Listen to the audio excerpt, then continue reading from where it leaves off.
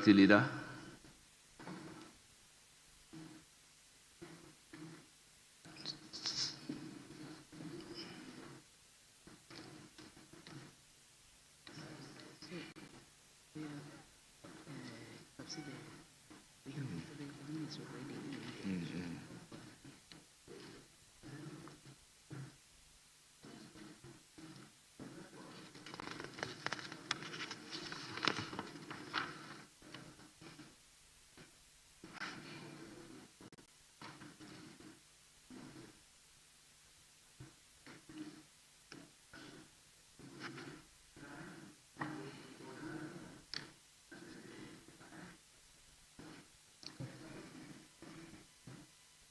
Honourable members, we will go to item number 7 at commencement of public business. Presentation of papers. Yes, Mr. Speaker. Mr. Speaker, I'm just trying to find one for you. Mr. Speaker, we want to do some laying of some papers. Yeah, is there any minister here? No minister here. Yeah. Relax.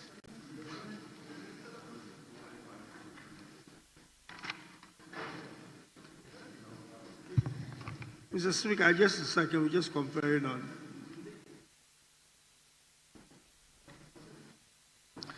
Well, let me use the opportunity to acknowledge the presence of students in our midst.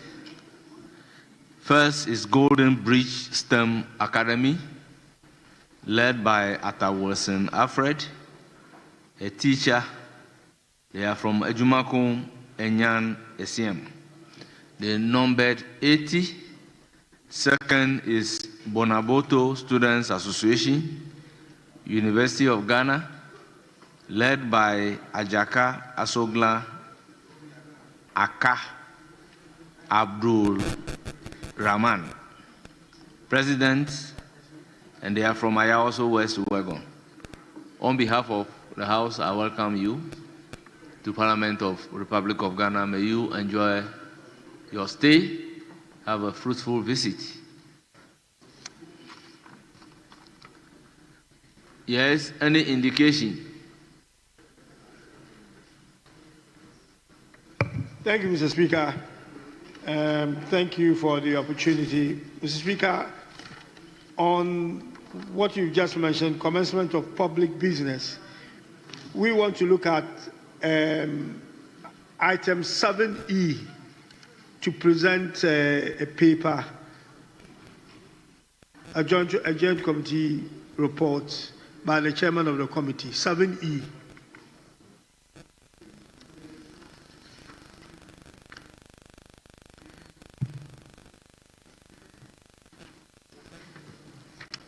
Item 7B. D. E, as in Emmanuel. Speaker, E for Emmanuel. You are right. Thank you. Very well. By the chairman of the committee. Report of the Joint Committee on Budget and Finance on the request for the multi-year commitment for the selected road projects under the Big Push program contained in the mid-year fiscal policy review of the 2025 budget statement and economic policy of the government of Ghana.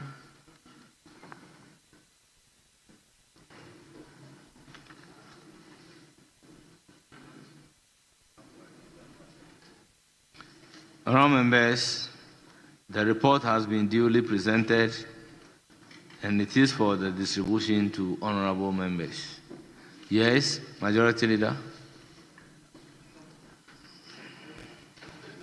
Mr. Speaker, if we can do 7D, D on page 4, the subsidiary ledger, the chairman. Yes, chairman of the committee. Report of the Committee on Subsidiary Legislation on the Environmental Protection Petroleum Regulations 2025. Honourable members, report duly presented and it is for distribution to honourable members. Honourable members, can we turn to other paper addendum and also present the report item numbered 1, I and II. Reports of the Committee on Subsidiary Legislation on the Public-Private Partnership Regulations 2025. Reports of the Committee on Subsidiary Legislation on the Immigration Service Amendment Regulations 2025. Honourable members, the report numbered item 1, I and II on the other paper addendum have been duly presented and they are for distribution to honourable members. Yes. Thank you, Mr. Speaker. Mr. Speaker, can we go back to 7A, also to lay a paper? Was supposed to be done by the Minister for Food and Agriculture, but the Minister is not here, but we have a Minister here present. So I was going to crave your indulgence to permit Honourable Deputy Whip, the application is for leave. Mr. Speaker, we don't have any objection. Very well. Item number 7A, Minister for Gender, Children and Social Protection. Annual statement by the Audit Committee of the Ghana Irrigation Development Authority for the year 2024. Honourable members, the annual statement has been duly presented and they are referred to the committee responsible on food and agriculture for consideration and reports. Yes. Mr. Speaker, can we get the Minister to do same for 7B, which was to be done by the Minister of Trade and Agribusiness and Industry, but get the Minister of Gender to do same? Yes, consequentially B, Minister for Gender. Annual statement by the Audit Committee of the Ghana Export Promotion Authority for the year 2024. Honourable members, the annual statement has been duly presented. It is referred to the Committee on Trade, Industry and Tourism for consideration and report. Yes, item numbered 7C. Yes, Mr. Speaker, same, to get a Minister to do that on behalf of the Minister for Education. Again, yes. audit. Honourable members, let's take all of them together.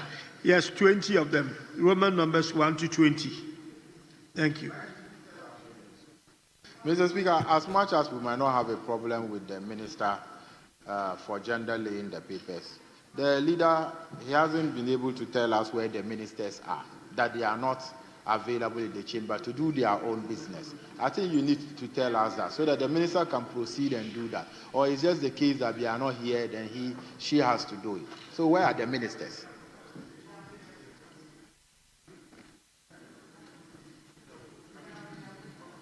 Honourable Habib, let's allow the Minister for Gender, Children and Social Protection to lay the paper for. You know, the Minister for Education is always at the chamber. Yes, Minister for Children, Minister for Gender, Children and Social Protection. Annual statement by the Audit Committee of the Wesley College of Education for the year 2024. Annual statement by the Audit Committee of the Suyanis Technical University for the year 2024. Annual statement by the Audit Committee of the Tumu College of Education for the year 2024. Annual statement by the Audit Committee of the St. Joseph College of Education for the year 2024. Annual statement by the Audit Committee of the Brekum College of Education for the year 2024. Annual statement by the Audit Committee of the St. Monica College of Education for the year 2024. Annual statement by the Audit Committee of the Gbewa College of Education for the year 2024. Annual statement by the Audit Committee of the University of Energy and Natural Resources for the year 2024. Annual statement by the Audit Committee of the University of Cape Coast for the year 2024.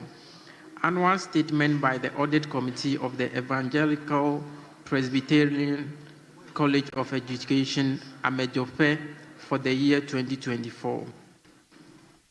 Annual statement by the Audit Committee of the Institute of Chartered Accountants for the year 2024. Annual statement by the Audit Committee of the Jessican College of Education for the year 2024. Annual statement by the Audit Committee of the St. Vincent College of Education for the year 2024. Annual statement by the Audit Committee of the Akachi College of Education for the year 2024. Annual statement by the Audit Committee of the St. Ambrose College of Education for the year 2024. Annual statement by the Audit Committee of the Cape Coast Technical University for the year 2024. Annual statement by the Audit Committee of the University of Professional Studies, Accra for the year 2024. Annual statement by the Audit Committee of the Ghana Library Authority for the year 2024. Annual statement by the Audit Committee of the Ghana Academy of Arts and Sciences for the year 2024. Annual statement by the Audit Committee of Simon Diegon Dombo, University of Business and Integrated Development Studies for the year 2024. Honourable members, the item numbered 7C at page 2 and 3 of the order paper, numbering 20, are duly presented and they are referred to the committee on Education for consideration and reports. Yes. Yeah, Mr. Speaker. Mr. Speaker, I think yesterday we were doing the social protection bill. We got to the consideration stage, and we will want to continue with that. So, Mr. Speaker, I will indulge you to we take the item number 14. Honourable members, the social protection bill under consideration.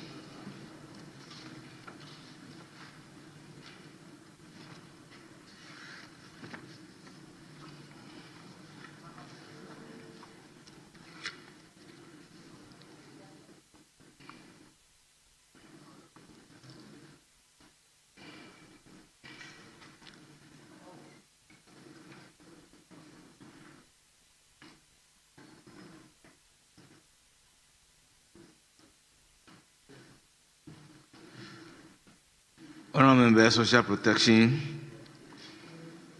bill 2025 under consideration. Clause 1. Chairman of the committee.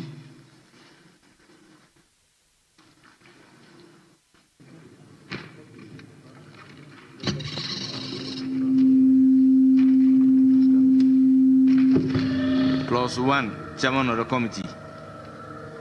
Clause 1, Mr. Speaker.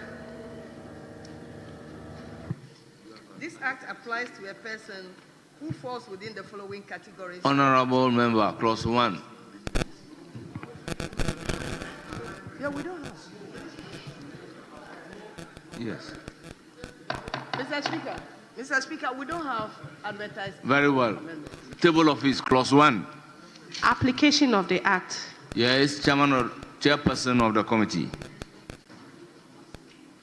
Mr. Speaker, no advertised amendment. It is, however, for the consideration of the House. Any proposed amendment? Honourable members, in the absence of any proposed amendment, the question is, as many as are in favour of clause 1 standing part of the bill, say aye. Those against, say no. The ayes have it. Clause 1 is ordered to stand part of the bill. Clause 2. Object of the Act. Chairperson of the committee. Mr. Speaker, no advertised amendment. It is for the consideration of the House. Honourable members, any proposed amendment? Honourable members, in the absence of any proposed amendment, the question is, as many as are in favour of clause 2 standing part of the bill, say aye. Those against, say no. The ayes have it. Clause 2 is ordered to stand part of the bill. Clause 3. Eligibility of social protection Chairperson intervention. of the committee. No advertised amendment. It is for the consideration of the House. Yes, Honourable Kojo Nkrumah. Mr. Speaker, I am of the view that the first line in clause 3 should read Schedule 1, not Section 1. I imagine that they are referring to the schedule which outlines the vulnerability criteria, examples of affected persons. If that is the case, then that is Schedule 1, not Section 1. I stand to be corrected. Honorable member, if you look at section 1, it says chronically poor, economically at risk, socially vulnerable, and persons affected by a national or local emergency. So that is what exactly they are referring to, not to the schedule. Honourable members, as many as are in favor of clause 3 standing part of the bill, say aye. Those against say no. The ayes have it. Clause 3 is ordered to stand part of the bill. Clause 4. Policy directives. Chairperson of the committee. Mr. Speaker, no advertised amendment. It is for the consideration of the House. Honourable members, any proposed amendment? In the absence of any proposed amendment, the question is, as many as are in favor of clause 4 standing part of the bill, say aye. Those against say no. The ayes have it. Clause 4 is ordered to stand part of the bill. Clause 5. Role of the Ministry in Social Protection. Chairperson of the committee. Mr. Speaker, no advertised amendment. It is for the consideration of the House. Yes, Honourable Nyindam. Thank you, Right Honourable Speaker. Mr. Speaker, if you look at the national budget, development partners, civil society organization, and the private sector. So what if an individual intends to also assist? What happens?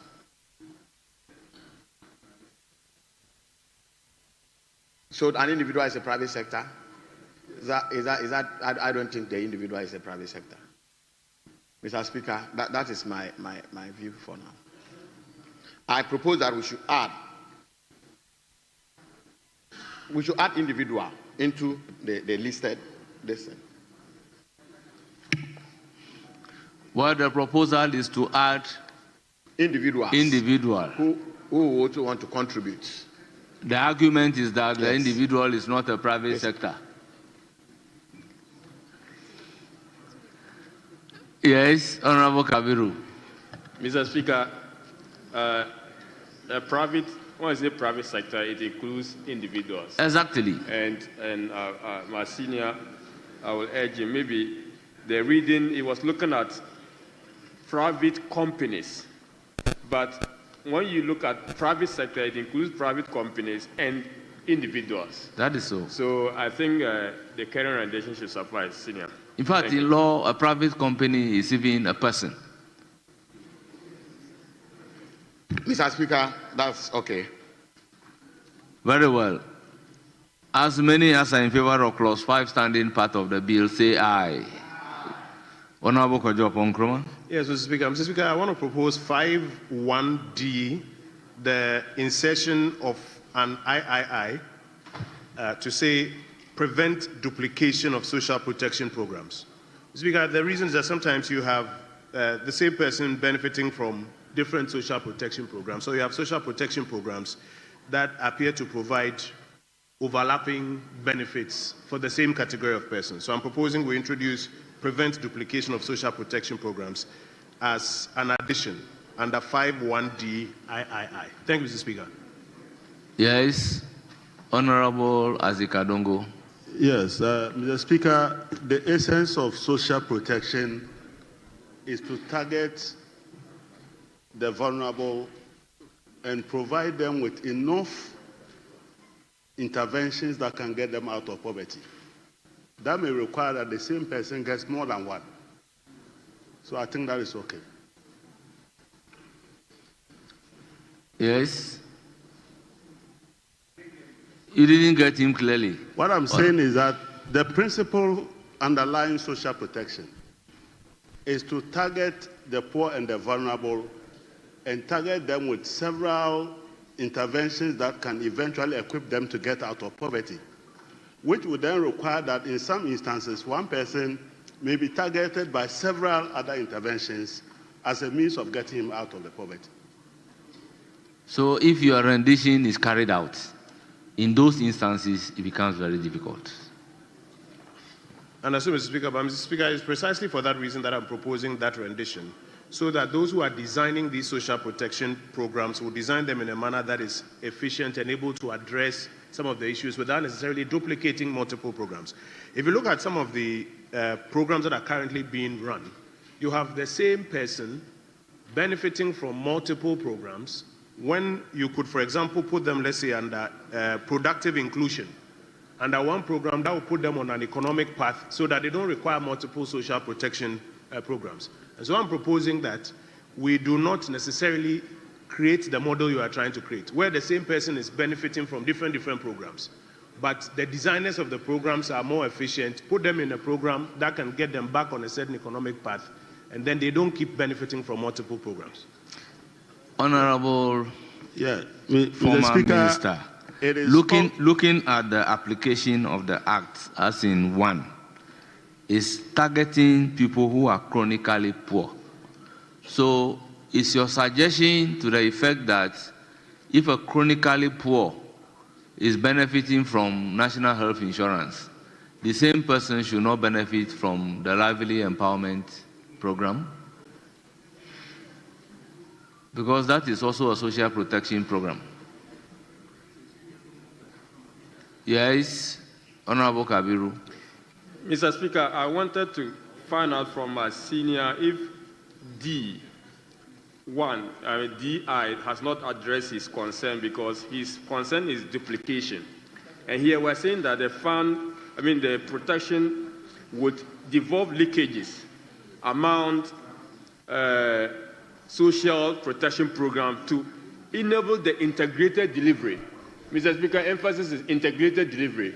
I think that is a point that probably addresses his concern about duplication of programs, and if he will find answer in this, that may not be necessary. I'm just trying to find out from the senior.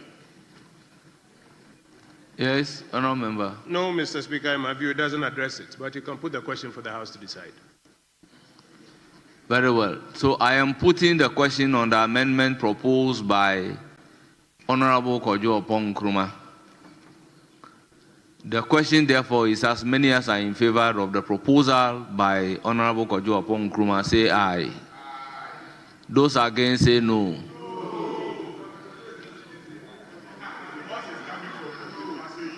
The noes have it. Honourable members, I'll put a question on clause 5. As many as are in favor of clause 5 standing part of the bill say aye. Those against say no. The ayes have it. Clause 5 is ordered to stand part of the bill. Clause 6. Coordination of social protection. Chairperson of the committee. Mr. Speaker, no advertised amendment. It is for the consideration of the House. Honourable members, any proposed amendment? Yes, Honourable Lukuto.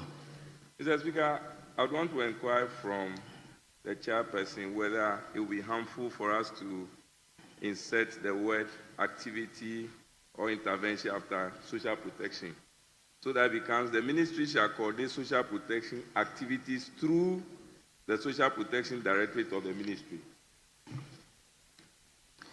Yes, chairperson of the committee. Mr. Speaker, it's not harmful, but we can do without it.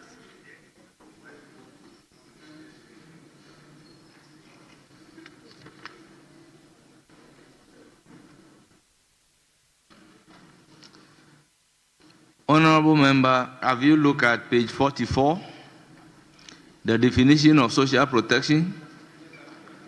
Social protection means a range of actions carried out by the state and other organizations.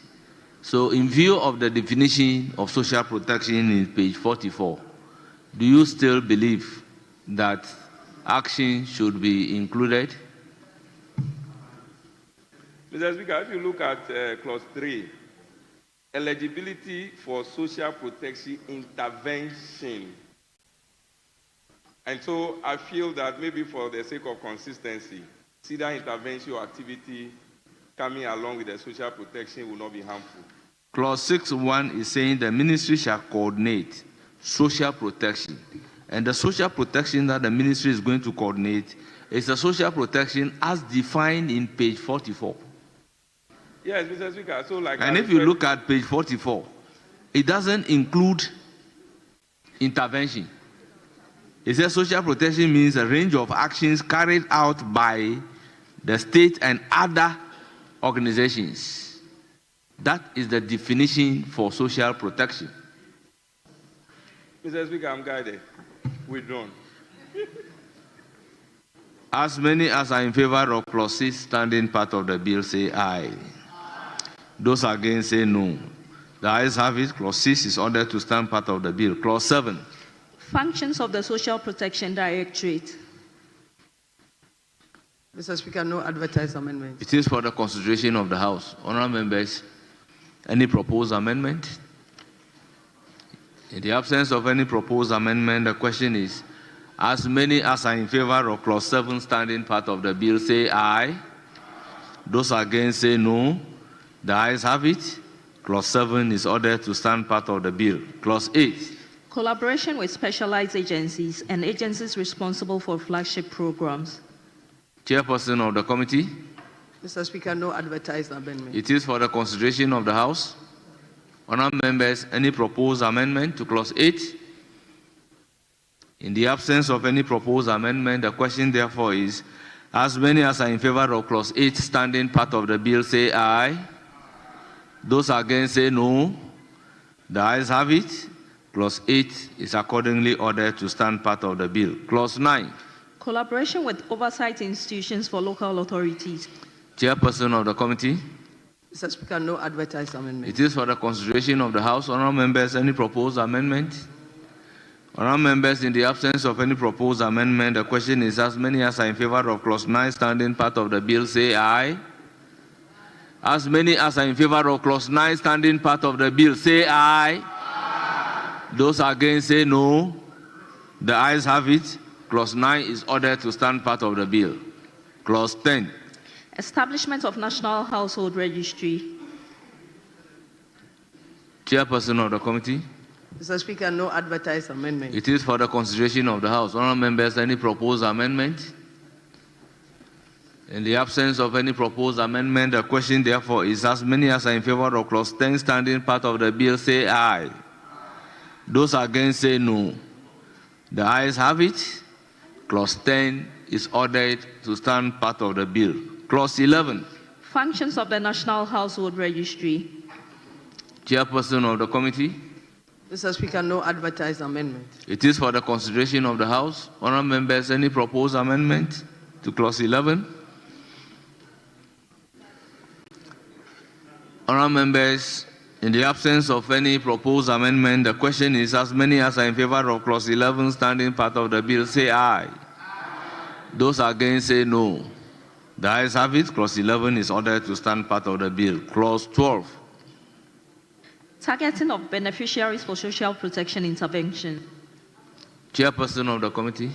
Mr. Speaker, no advertised amendment. It is for the consideration of the House. Honourable members, any proposed amendment? In the absence of any proposed amendment, the question is, as many as are in favor of clause 12 standing part of the bill say aye. As many as are in favor of clause 12 standing part of the bill say aye. Those against say no.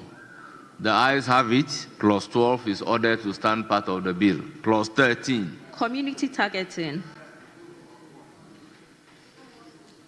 Chairperson of the committee. Mr. Speaker, no advertised amendment.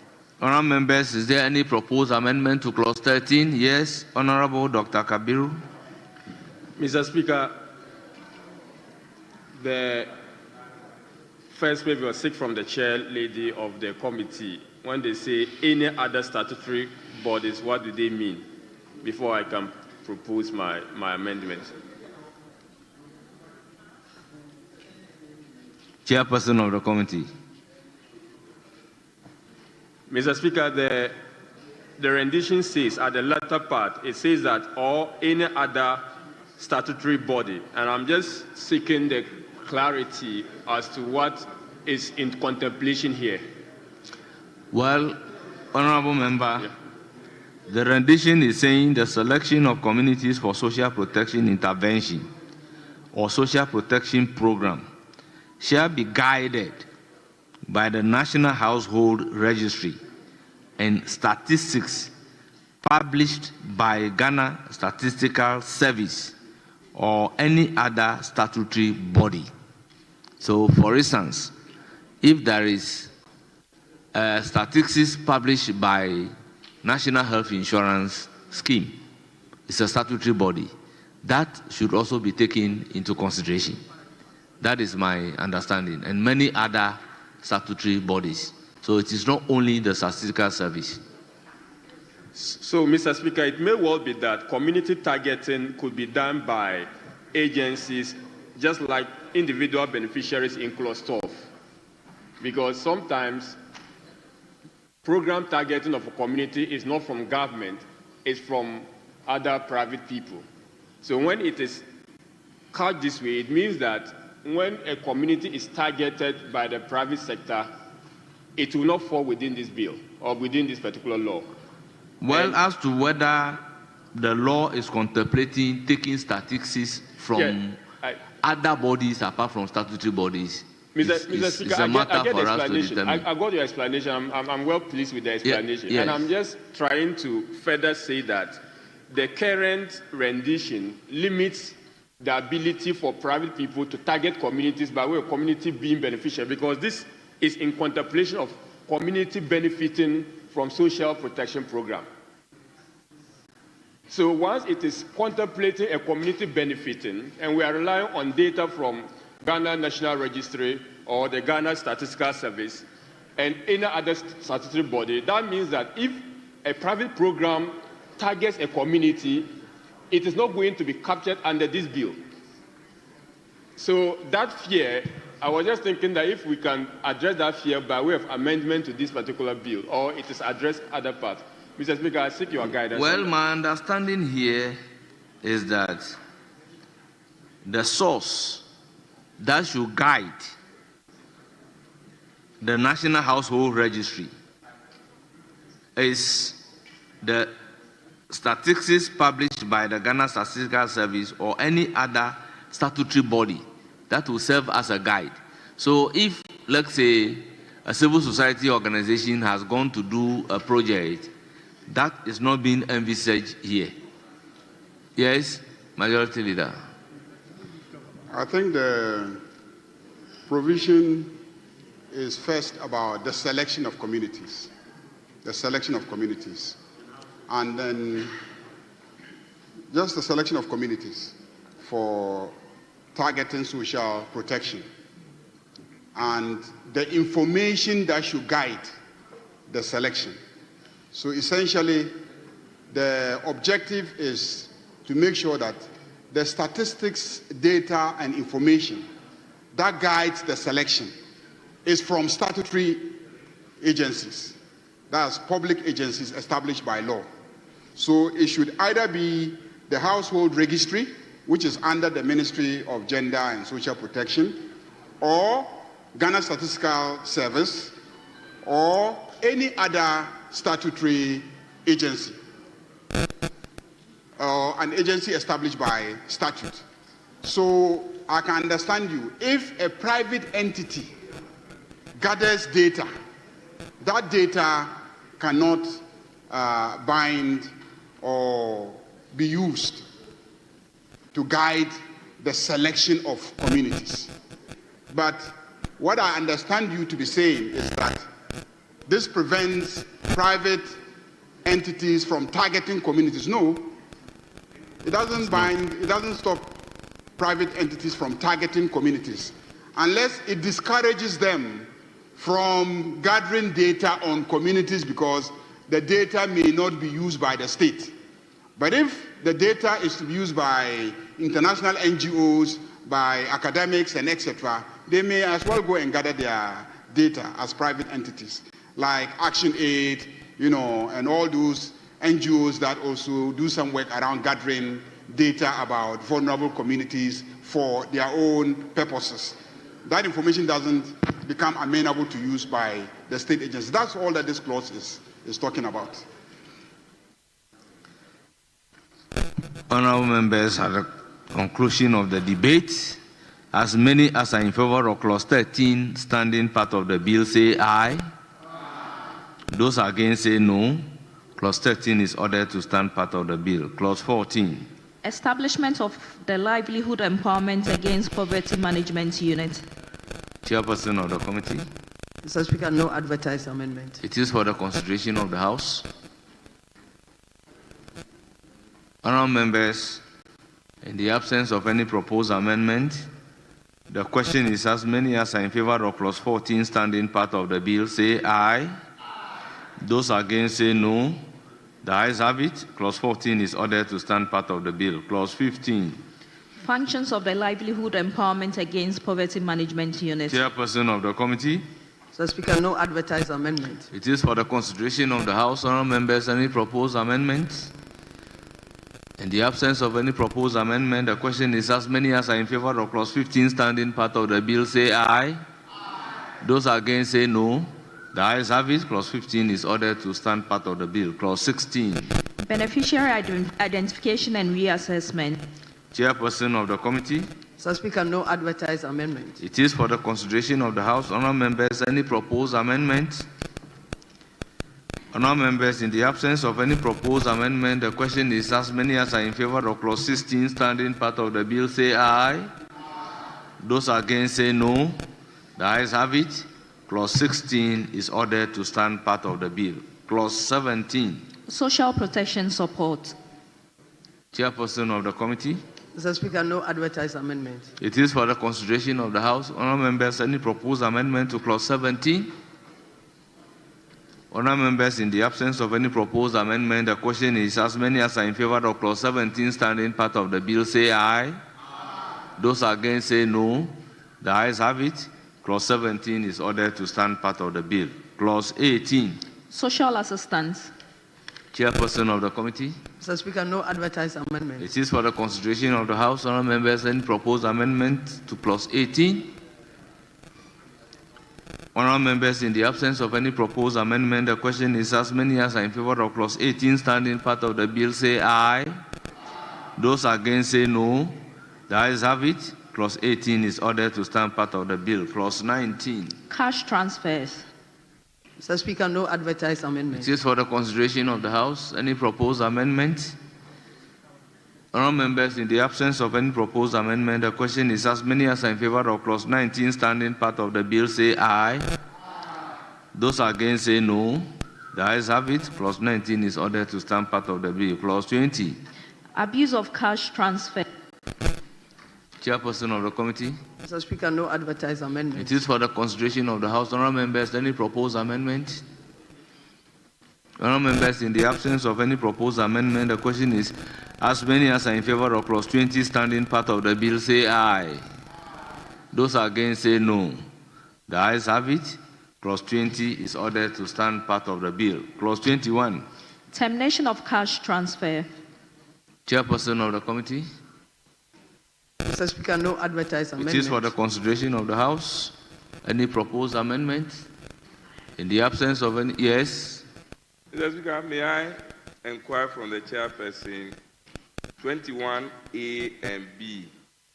So A, the cash transfer was obtained through misrepresentation, deceit, fraud, or failure to disclose information. And B says the cash transfer was approved or paid in error.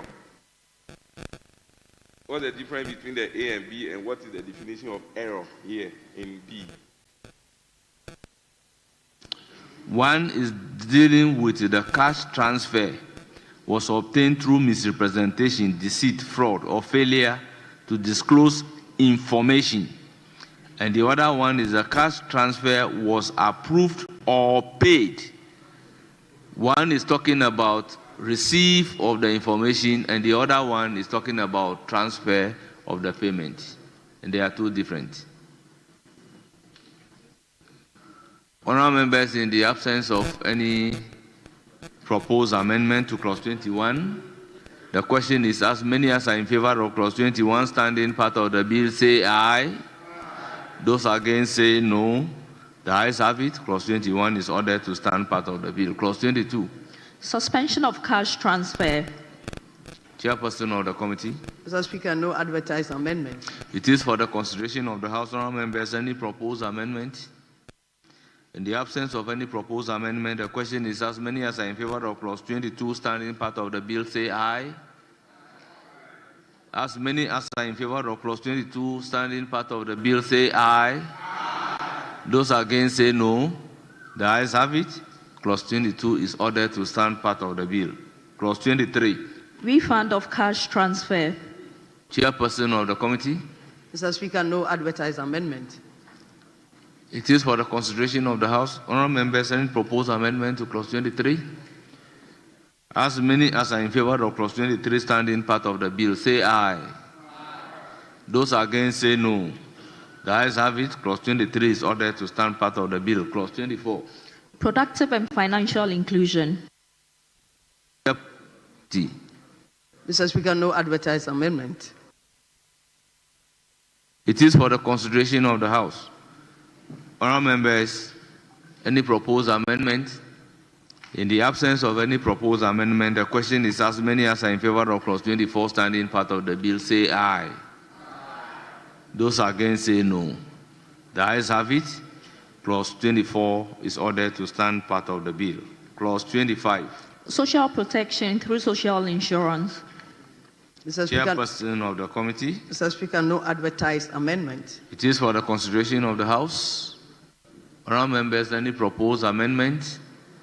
Honourable members, in the absence of any proposed amendment, the question is as many as are in favour of clause 25 standing part of the bill, say aye. Those against, say no. The ayes have it. Clause 25 is ordered to stand part of the bill. Clause 26. Emergency assistance and relief. Chairperson of the committee. Mr. Speaker, no advertised amendment. It is for the consideration of the House. Honourable members, any proposed amendment? In the absence of any proposed amendment, the question is as many as are in favour of clause 26 standing part of the bill, say aye. Those against, say no. The ayes have it. Clause 26 is ordered to stand part of the bill. Clause 27. Ghana School Feeding Program. Chairperson of the committee. Mr. Speaker, no advertised amendment. It is for the consideration of the House. Honourable members, any proposed amendment to clause 27?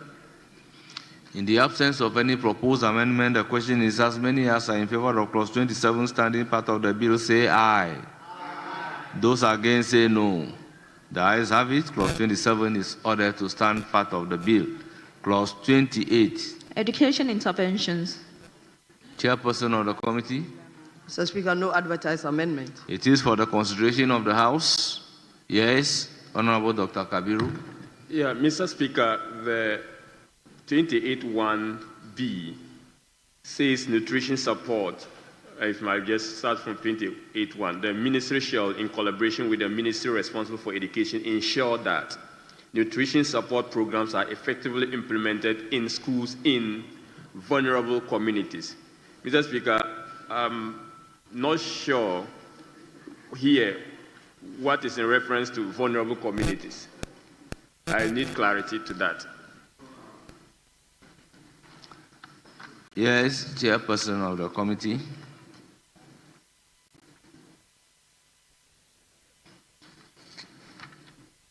Speaker, vulnerable communities here means there are communities that have been identified as vulnerable, being economically at risk or chronically poor. Those are the communities we're looking at.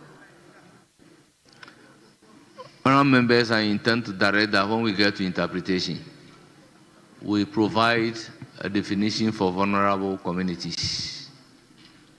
So take note when we get to interpretation. Honourable Dr. Kabiru, take note. I will now put a question. As many as are in favour of clause 28 standing part of the bill, say aye. Those against, say no. The ayes have it. Clause 28 is ordered to stand part of the bill. Clause 29. Health interventions.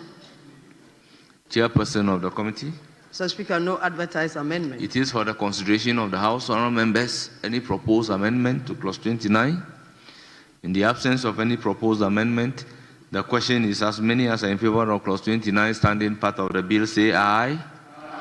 Those against, say no. The ayes have it. Clause 29 is ordered to stand part of the bill. Clause 30. Other social assistance interventions. Chairperson of the committee. Mr. Speaker, no advertised amendment. It is for the consideration of the House. Honourable members, any proposed amendment? In the absence of any proposed amendment, the question is as many as are in favour of clause 30 standing part of the bill, say aye. Those against, say no. The ayes have it. Clause 30 is ordered to stand part of the bill. Clause 31. confidentiality and protection of personal information of beneficiaries. Chairperson of the committee. Mr. Speaker, no advertised amendment. It is for the consideration of the House. Honourable members, in the absence of any proposed amendment to clause 30, the question is as many as are in favour of the clause standing part of the bill say aye. Those against say no. The ayes have it. Clause 30 is ordered to stand part of the bill. Clause 31. Oh, the question should rather be on 31. Very well. As many as are in favour of clause 31 standing part of the bill say aye. Those against say no. Ayes have it. Clause 31 is ordered to stand part of the bill. Clause 32. Role of the ministry responsible for finance. Chairperson of the committee. Mr. Speaker, no advertised amendment. It is for the consideration of the House. Honourable members, in the absence of any proposed amendment, the question is as many as are in favour of clause 32 standing part of the bill say aye. Those against say no. The ayes have it. Clause 32 is ordered to stand part of the bill. Clause 33. Establishment of Social Protection Fund. Chairperson of the committee. Mr. Speaker, no advertised amendment. It is for the consideration of the House. Honourable members, in the absence of any consideration, the question is as many as are in favour of clause 33 standing part of the bill say aye. Those against say no. The ayes have it. Clause 33 is ordered to stand part of the bill. Clause 34. Object of the fund. Chairperson of the committee. Mr. Speaker, no advertised amendment. It is for the consideration of the House. Any proposed amendment to clause 34? In the absence of any proposed amendment, the question is as many as are in favour of clause 34 standing part of the bill say aye. Those against say no. The ayes have it. Clause 34 is ordered to stand part of the bill. Clause 35. Sources of money for the fund. Chairperson of the committee. Mr. Speaker, no advertised amendment. It is for the consideration of the House. Honourable members, any proposed amendment? Honourable members, in the absence of any proposed amendment, the question is as many as are in favour of clause 35 standing part of the bill say aye. Those against say no. The ayes have it. Clause 35 is ordered to stand part of the bill. Yes, Honourable Habib. Mr. Speaker, I just wanted to give indication that we will truncate at 37, clause 37. Then we zoom into the debate and come back. Yes, with a high gear, I want to plead with you that we stop at clause 45. We are now at 35. We are moving to 36. Yeah, then we come to the motion. Mr. Speaker, with respect, if we can do up to 37, then we zoom into the debate. We'll come back to the bill, Mr. Speaker. Yes, but my plea is let's stop at 45. 45 is a convenient place to stop. In no time, we'll be done. Clause 36. Bank accounts for the fund. Chairperson of the committee. Mr. Speaker, no advertised amendment. It is for the consideration of the House. Honourable members, in the absence of any proposed amendment, the question is as many as are in favour of clause 36 standing part of the bill say aye. Those against say no. The ayes have it. Clause 36 is ordered to stand part of the bill. Clause 37. Management of the fund. Chairperson of the committee. Mr. Speaker, no advertised amendment. It is for the consideration of the House. Honourable members, any proposed amendment to clause 37? In the absence of any proposed amendment, the question therefore is as many as are in favour of clause 37 standing part of the bill say aye. Those against say no. Clause 37 is ordered to stand part of the bill. Clause 38. Accounts and audit. Chairperson of the committee. Mr. Speaker, no advertised amendment. It is for the consideration of the House. Honourable members, as many as are in favour of clause 38 standing part of the bill say aye. Those against say no. The ayes have it. Clause 38 is ordered to stand part of the bill. Clause 39. Annual report and other reports. Yes. Mr. Speaker, I Honourable advise Nitiwo. that once you move to the debate and you are coming back to this, they should do the order paper addendum and get it so that it will reflect tomorrow. Because as we stand today, it ends at clause 33. So that they can do the order paper addendum and make it reflect all that you are doing. It's not. No, the social protection is under consideration. So if you are not able to finish the consideration today, we'll continue the consideration. So there's no amendment at all? No, there's no amendment. On it. Yes, okay. That was what necessitated the withdrawal and the reintroduction of the bill, to integrate the amendments into the bill. That was why when we were debating Honorable Native Wood, that was why when we were debating the agency, we justify it by the reason or the fact so that there's no advertised amendment. there's no advertised amendment. The proposed amendment were all integrated into the bill, withdrawn, and then the new one relayed. Yes. That's why they took it yesterday at the certificate of That is why. So, clause 39. Annual reports and other reports. Chairperson of the committee. Mr. Speaker, no advertised amendment. It is for the consideration of the House. Honourable members, as many as are in favour of clause 39 standing part of the bill, say aye. Those against say no. The ayes have it. Clause 39 is ordered to stand part of the bill. Clause 40. Establishment of the National Social Protection Committee. Chairperson of the yes. So, Mr. Speaker, since we've completed the financial matters, there's a clarification that I want to get. Very well. On the financial matters, clause 32, 1B, the role of the ministry responsible for finance. There's a confusion here that I would want clarified. It says to make specific allocation for the social protection interventions and the social protection fund. So some clarity, Mr. Speaker. Is it the case that we are setting up this fund, that this fund will now be the one responsible for funding the interventions, or that this fund is being set up parallel to the finance ministry's financing of the social protection interventions? And I ask that question because of the earlier issue of duplication that I realized. Yes, Chairperson and Minister. Mr. Speaker, the fund will run alongside what the Ministry of Finance will give.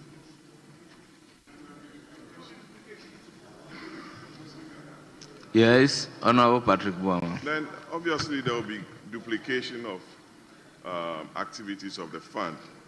If the sources and objects of the fund are clearly established by this clause, I think clause 34, then the fund ought to be very specific as to what it's going to do to fund social protection activities. Okay. But if you say to make allocations for social protection interventions and social protection fund, that means there's a duplication there that you must correct. What are we seeking to do from the same fund that is being established to fund social protection interventions and what? Chair, do you get the argument? So we need to be very clear on what we are doing. Otherwise, there will be some form of duplication there. So you can flag it and discuss with the minister so that when we get to the second consideration stage, you can look at it. Thank you. Very well. Let's look at it as second consideration, as indicated. So, clause 40. Clause 40. Establishment of the National Social Protection Committee. Chairperson of the committee. Mr. Speaker, no advertised amendment. It is for the consideration of the House. Honourable members, any proposed amendment to clause 40? In the absence of any proposed amendment, the question is as many as are in favour of clause 40, standing part of the bill, say aye. Those against say no. The ayes have it. Clause 40 is ordered to stand part of the bill. Clause 41. Composition of the National Social Protection Committee. Chairperson of the committee. Mr. Speaker, no advertised amendment. It is for the consideration of the House. Honourable members, any proposed amendment? In the absence of any proposed amendment, yes, Honourable Dr. Kabiru.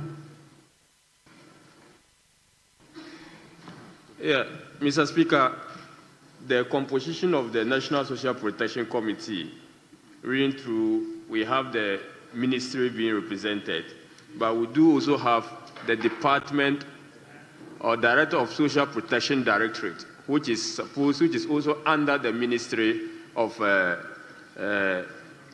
Women and Children Affairs. But conspicuously missing is a representative of the most important directorate or unit, which is the LEAP unit. I don't know whether it has expression in other areas, but if we have the Social Protection Directorate representing here, I think that clearly LEAP should have representation. LEAP. LEAP. So what will be your rendition? So the proposal is that we have the director of the Livelihood Empowerment Program Unit to be also a member. That is the proposal. Do we have a director for that position? Mr. Speaker, under the ministry, the LEAP program is under social protection as a secretariat, so it's covered under the social protection directorate. It's under this directorate. So the director, as many as are in favor of clause 41 standing part of the bills, yes, Honorable. Mr. Speaker, just some clarification. Yes. The establishment of the National Social Protection Committee has the minister or her rep. I don't know who is going to chair that committee. Secondly, I don't understand why the ministers are listed under Roman B, Roman 1 to 7. I don't know what they will be doing on this committee. There are very important ministries and functions to perform. So I think their reps must sit on the committee. Yeah, if you look at the rendition carefully, it said the minister or representative of the minister, not below the rank of director as chairperson. The rendition ends with as chairperson. Then when you come to B, representative each of the following ministries, not below the rank of director nominated by the respective minister. Then it's just mentioning the ministries, not the minister himself. Any further issue? As many as are in favor of clause 41 standing part of the bill say aye. Those against say no. Clause 41 is ordered to stand part of the bill. Clause 42. Functions of the National Social Protection Committee. Chairperson of the committee. Mr. Speaker, no advertising. It is for the consideration of the House. Yes, Honorable Dr. Kabiru. Mr. Speaker, I will propose after H on omnibus function that seeks to cover, because there may be other things ancillary to the social protection work of the country, but the current function doesn't provide for that. So if the draft So propose a rendition. How do you want it to be? Well, so Mr. Speaker, I would have thought that the legislative director will have given the December. Once you want me to, I'll propose that after H, insert page 24.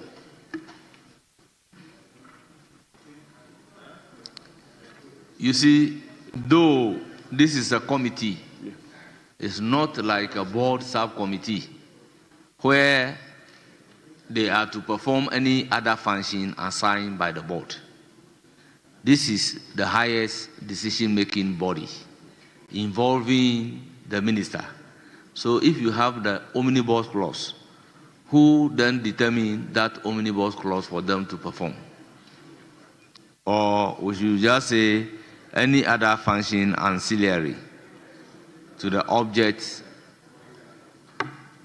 Rightly so, Mr. Speaker, because when you are giving functions to the committee and you limit it to what is being specified, it limits the hand of the committee in terms of what other things they can do ancillary to the attainment of the object of that particular committee. So that was the proposal. So they perform any other function ancillary to the object of the committee. Yes. Drafters, take note. Any other function ancillary to the object. Honourable members, I'll put a question. As many as are in favor of the amendment proposed by Dr. Kabiru say aye. Those against say no. The ayes have it. The amendment proposed is ordered to stand part of the bill. Now I'll put the question on entire clause 42. As many as are in favor of clause 42 standing part of the bill say aye. Those against say no. The ayes have it. Clause 42 is accordingly ordered to stand part of the bill. Clause 43. Tenure of office of members of the National Social Protection Committee. Chairperson of the committee. Mr. Speaker, no advertised amendment. Honourable members, it is for the consideration of the House. Any proposed amendment? Mr. Speaker. Yes. 43.1, I propose after deletion 3 and section of 4. Mr. Speaker, it is my view that members of the committee should hold office for a period of 4 years, which is well enough for the members to be able to learn the industry and can make meaningful contribution to such. But if we limit 3 years and it's not even conterminous with the tenure of the president, it's become problematic. So my proposal is that we delete 3 and insert 4. I so move, Mr. Speaker. Yes, the proposal is that the tenure of office should be 4 years instead of 3 years. Chairperson, yes.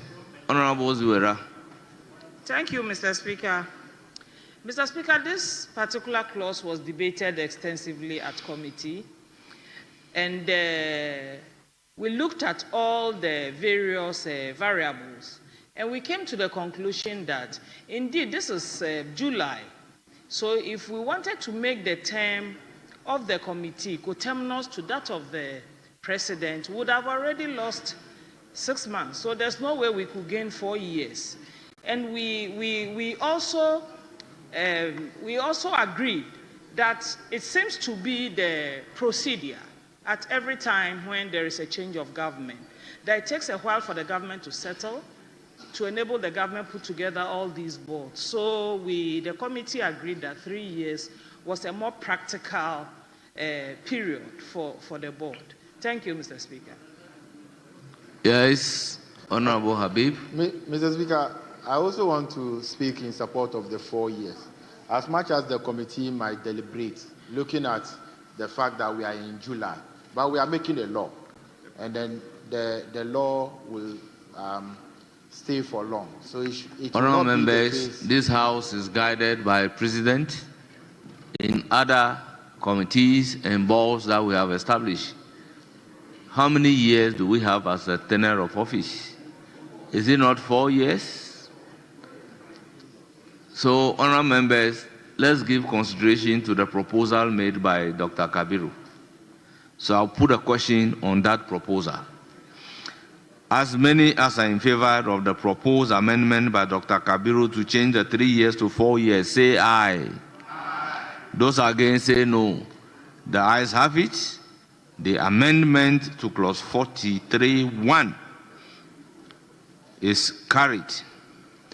Honourable members, there should be a further amendment to clause 43(1).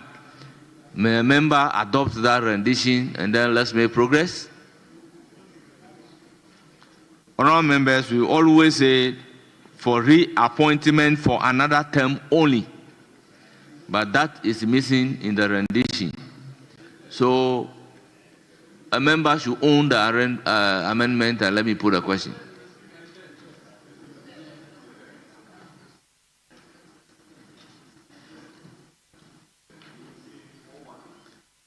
If you read 43(1), a member of the committee shall hold office for a period of 3 years and is eligible for reappointment, then full stop.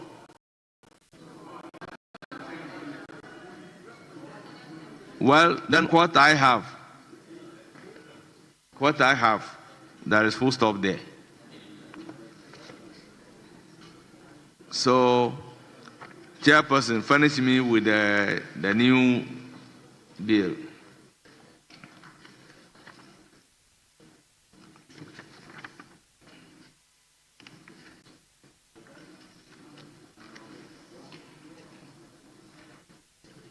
Yes. I realize that this one is there. So, Jetro. Honorable Jetro.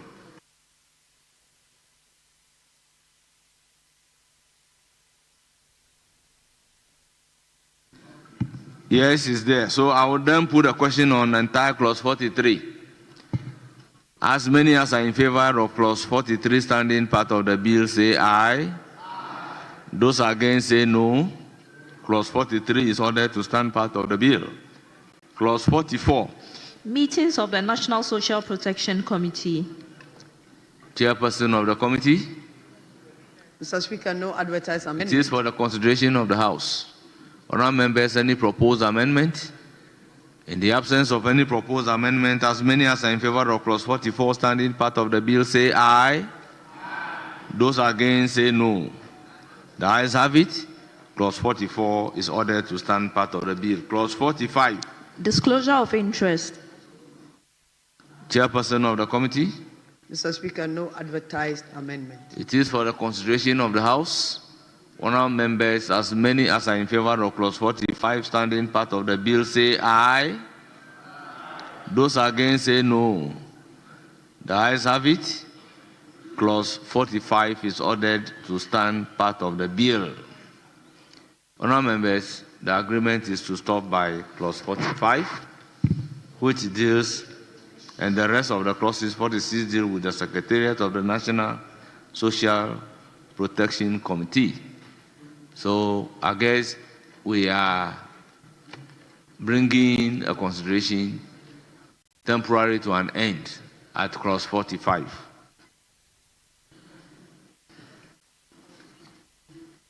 We'll continue later.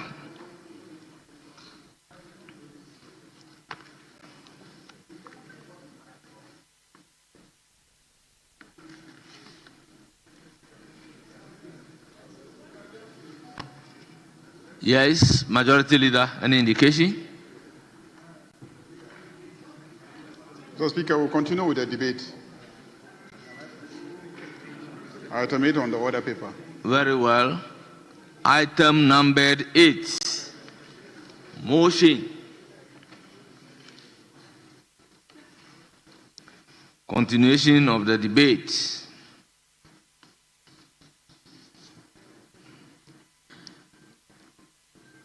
Honourable members, I will proceed to give the floor to Honourable Dako Mensa Kobena. You have 15 minutes. Yes? Mr. Speaker, respectfully, when we started the debate, we started from the majority side. Yesterday, we went to the minority side. So today, we should start from the majority side. That was the arrangement. Mr. Speaker, it doesn't change anything, so they can go ahead. Honourable members, I recall that the first day I started with the majority side, the following day I started with the minority side. So today it's good my attention has been drawn to that. I will therefore start with the majority side, then I will give the floor to Honourable George Kweku Ricket Hagan. You have 30 minutes.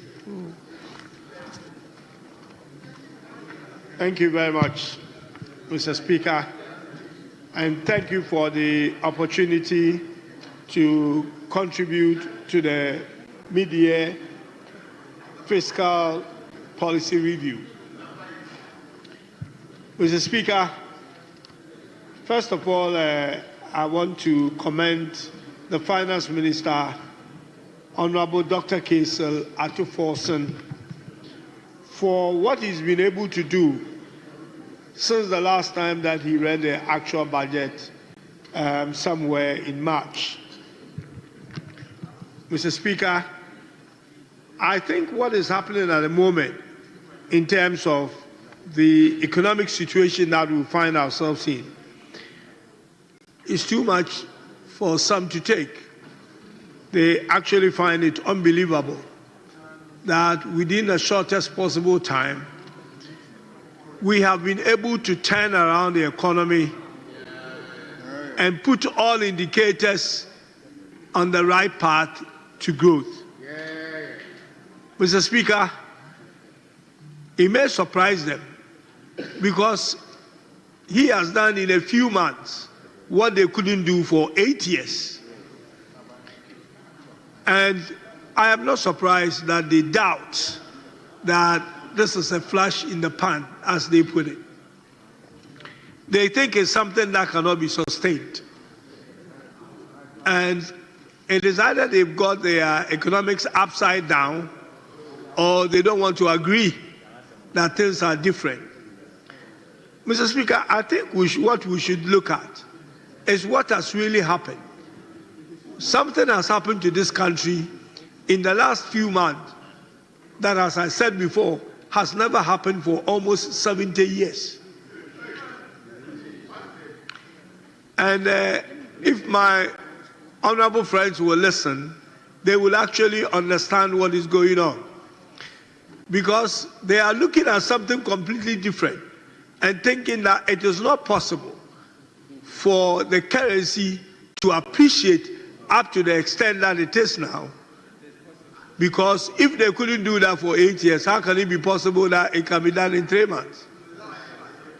Now, let me explain to them what is going on that they are not looking at. Mr. Speaker, as I said, something has happened in this country in the last few months under the NDC government, under His Excellency John Dramani Mahama, and the pragmatism of Honorable Dr. Kesel Atuforsen as a finance minister. We have listened to a lot of theories on the other side, and it didn't amount to anything. Mr. Speaker, our country, is one of the largest producers of gold in the world. For over 100 years. Yes, we are one country that has no control over its gold for that almost since independence. Because if you go to Dubai, for instance, in a time past, and ask for how much gold that they have received from Ghana, it is actually more than the official gold that we have exported to them. But that doesn't seem to tell us anything, or we don't hear anything. It simply meant that gold was taken away from this country and the proceeds actually doesn't come back here. Mr. Speaker, the formation of the gold board is something that has not happened in this country for 70 years, nearly 70 years. And it is what has turned this economy around so quickly that people believe that it's impossible. We have full control of our gold, which we never did.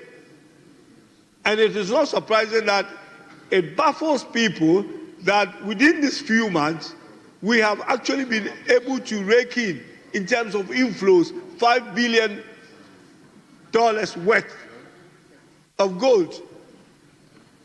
Mr. Speaker, I heard the former finance minister saying that if we have actually brought in that much money, why is it that the gross reserves is 11 billion?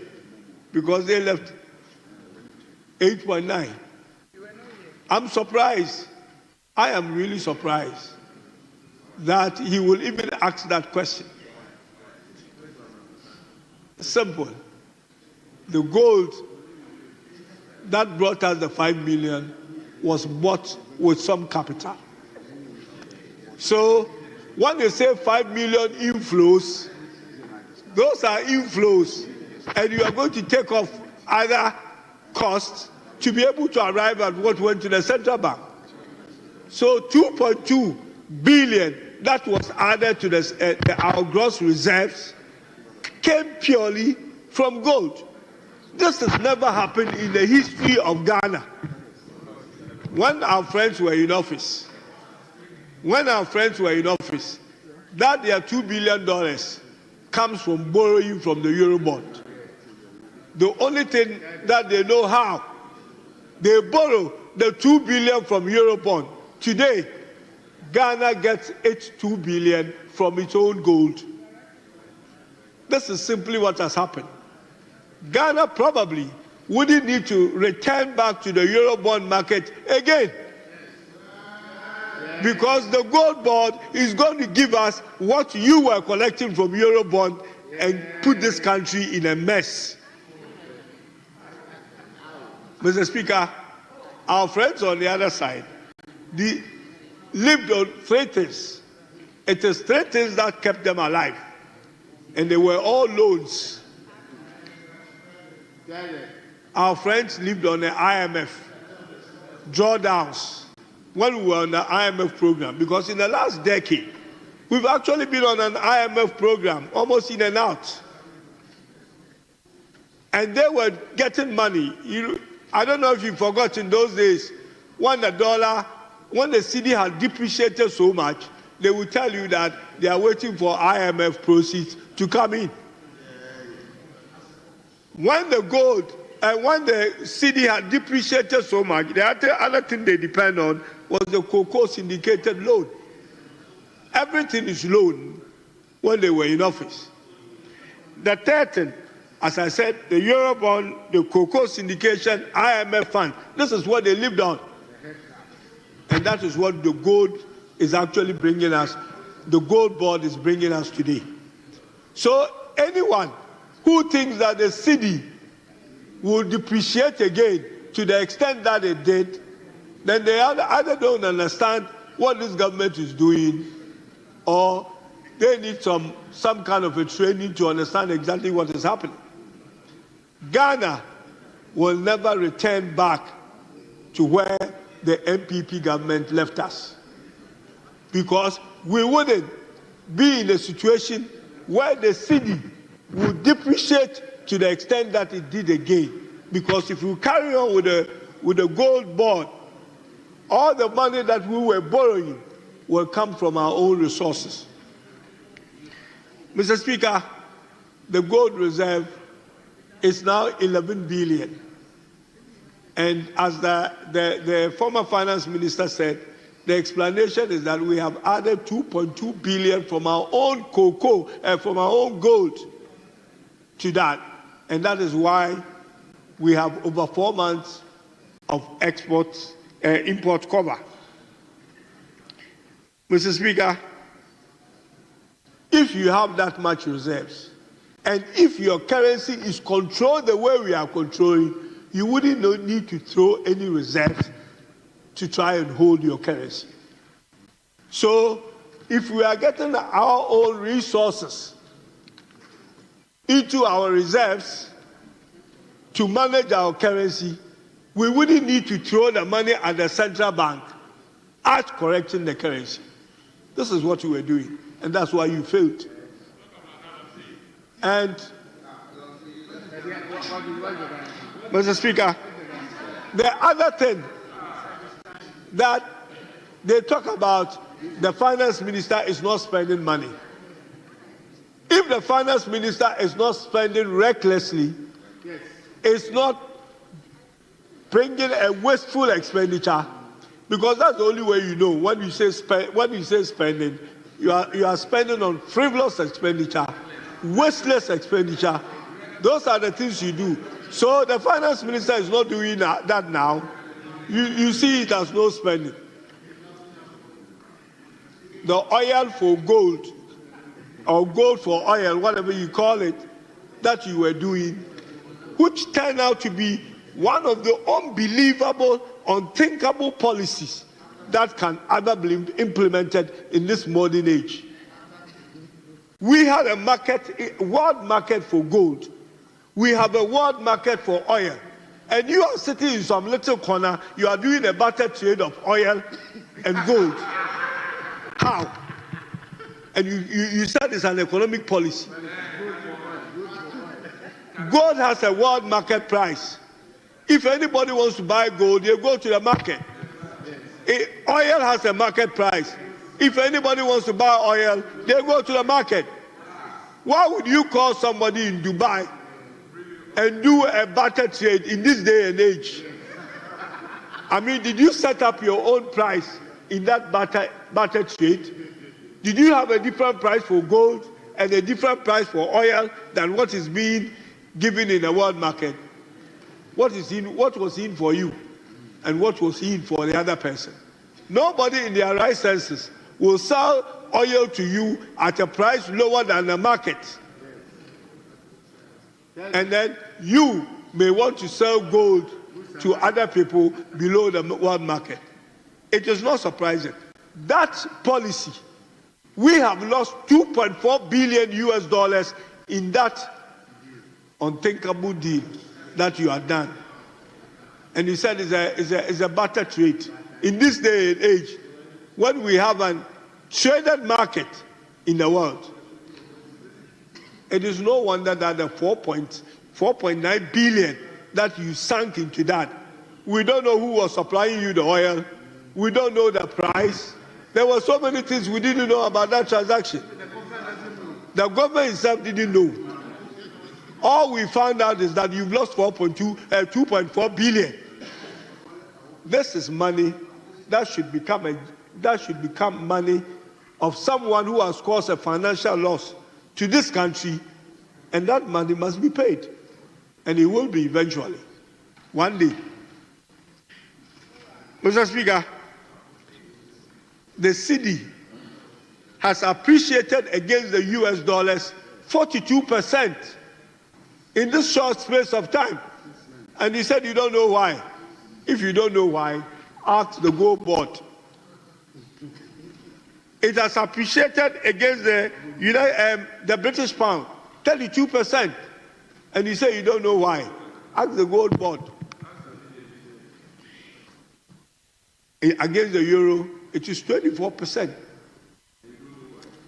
This country will never be the same again.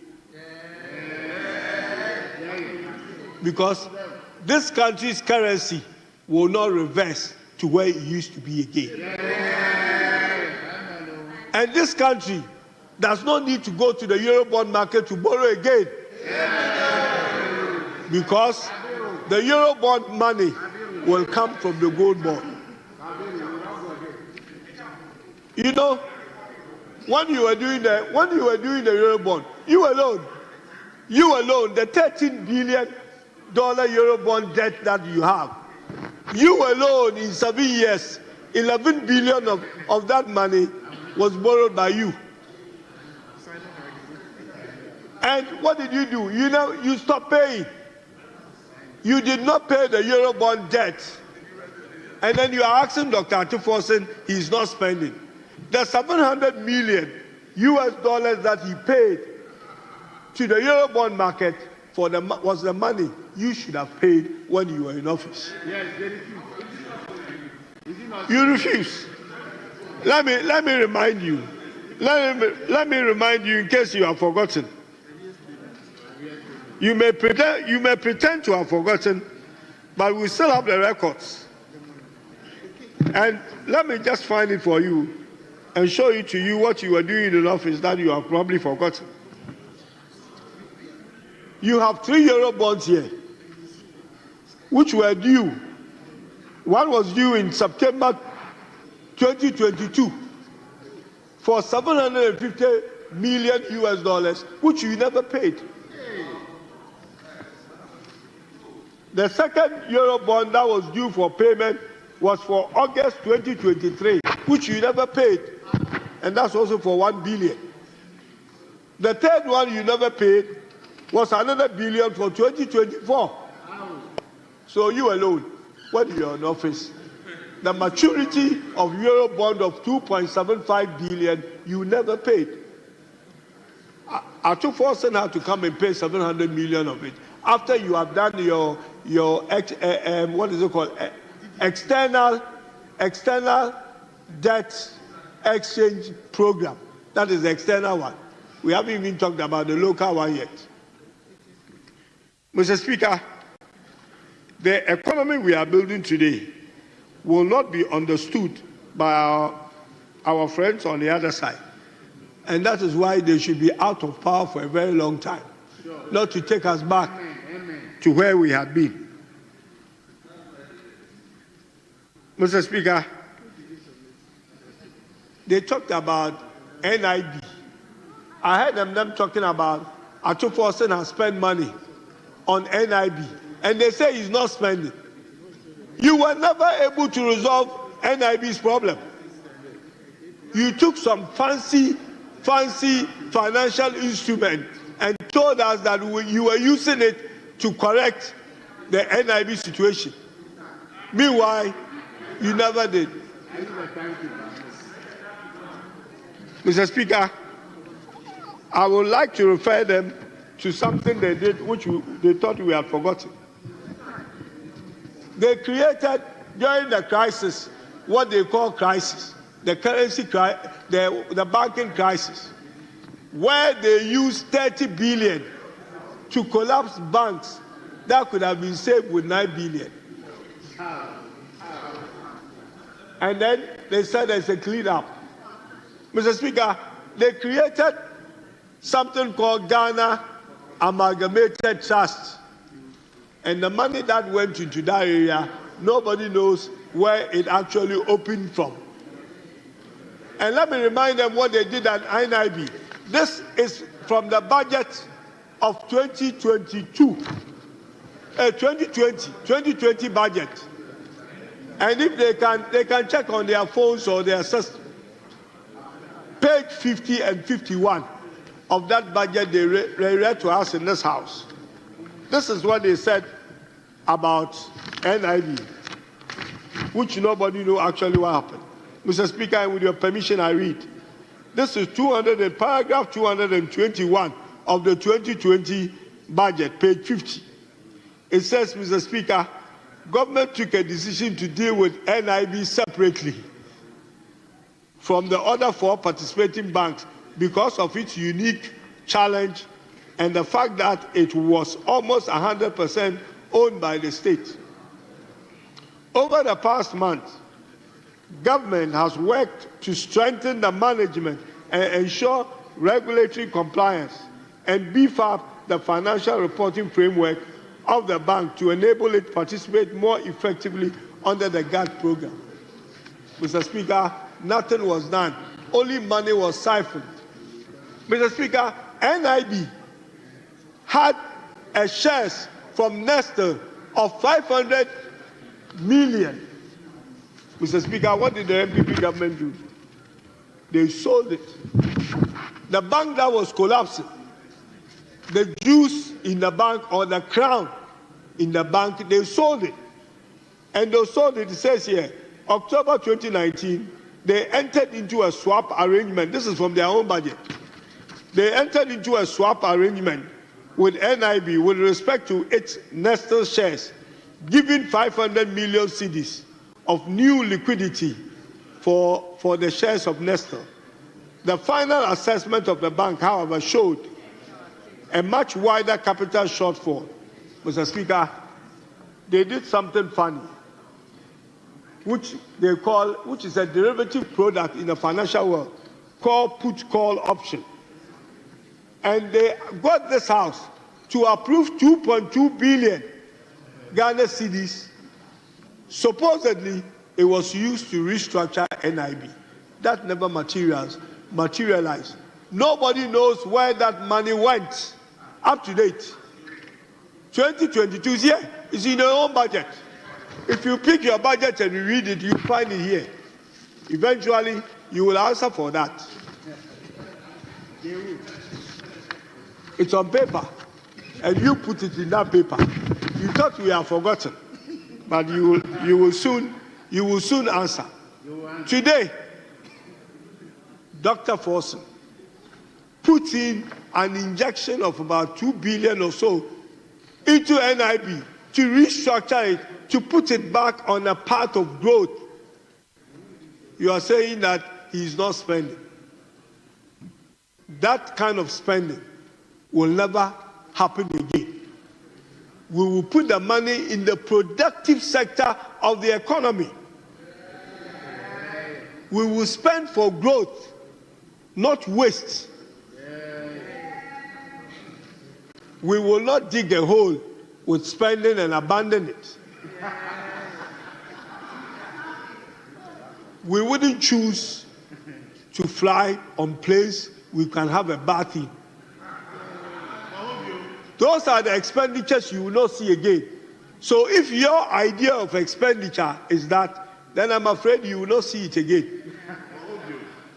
You will see proper expenditure. Expenditure that will grow the economy. Expenditure that will clear your mess. Expenditure that will bring our credit ratings down. an expenditure that will make our currency stronger and stronger.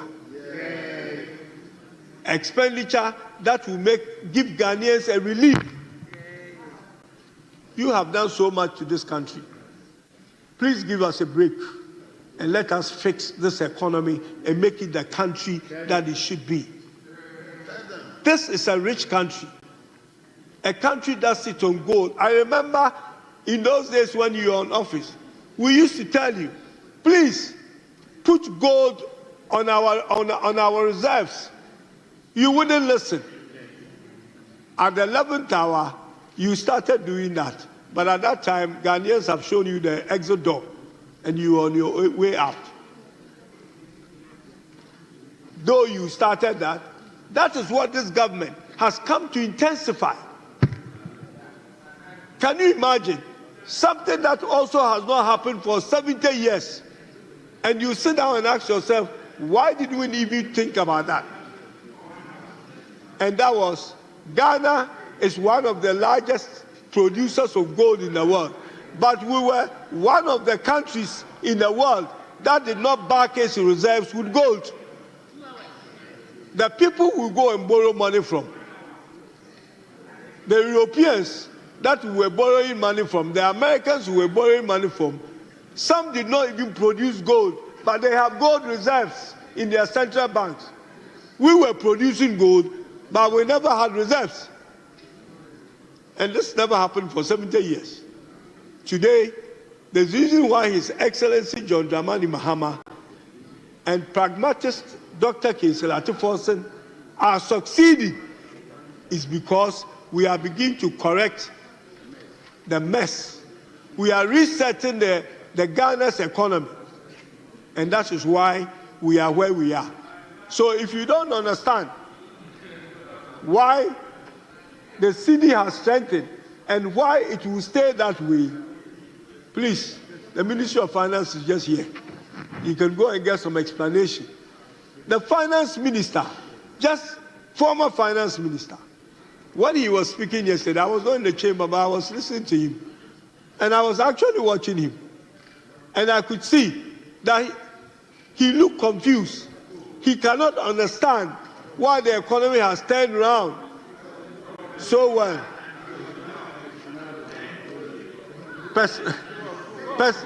Personal view on the facial expression. Mr. Speaker, interest rate is low. Mr. Speaker, when our colleagues were in office,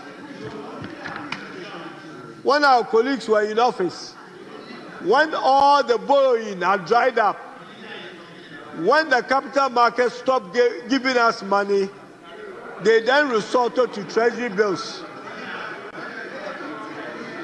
Mr. Speaker, in the last 6 months of 2024, this country was living on treasury bills. And Mr. Speaker, the graphs are here, and I will table this in. Mr. Speaker, I will table this. This is from Bank of Ghana. This is the treasury bills that Dr. Atiforsen had taken in the last 6 months. And you can see the graph. If you choose to see, you can see that it's been descending, which means that the country today is living on less and less treasury bills. That is why the rate is going down. When you were in office and treasury bills were going up, it was because you were living on it. But that is a thing of the past, and it will not happen again. Mr. Speaker, President Mahama has reset the economy. And then the 24-hour economy will be the icing on the cake. I know you don't want to hear 24-hour economy, but in your own small corner, I know you talk about 24-hour economy. It will reach you. You will benefit from it. Your children will benefit from it. Your relatives will benefit from it. Because the jobs that the economy will create will be created for all of us. Mr. Speaker, if you look at all the graphs, whether it's inflation, whether it's interest rate, and I will turn this in. This is from Bank of Ghana. Please have a seat. Sit down. Mr. Speaker, you don't have the floor. Sit down. No, let me respond to you. Let me respect you.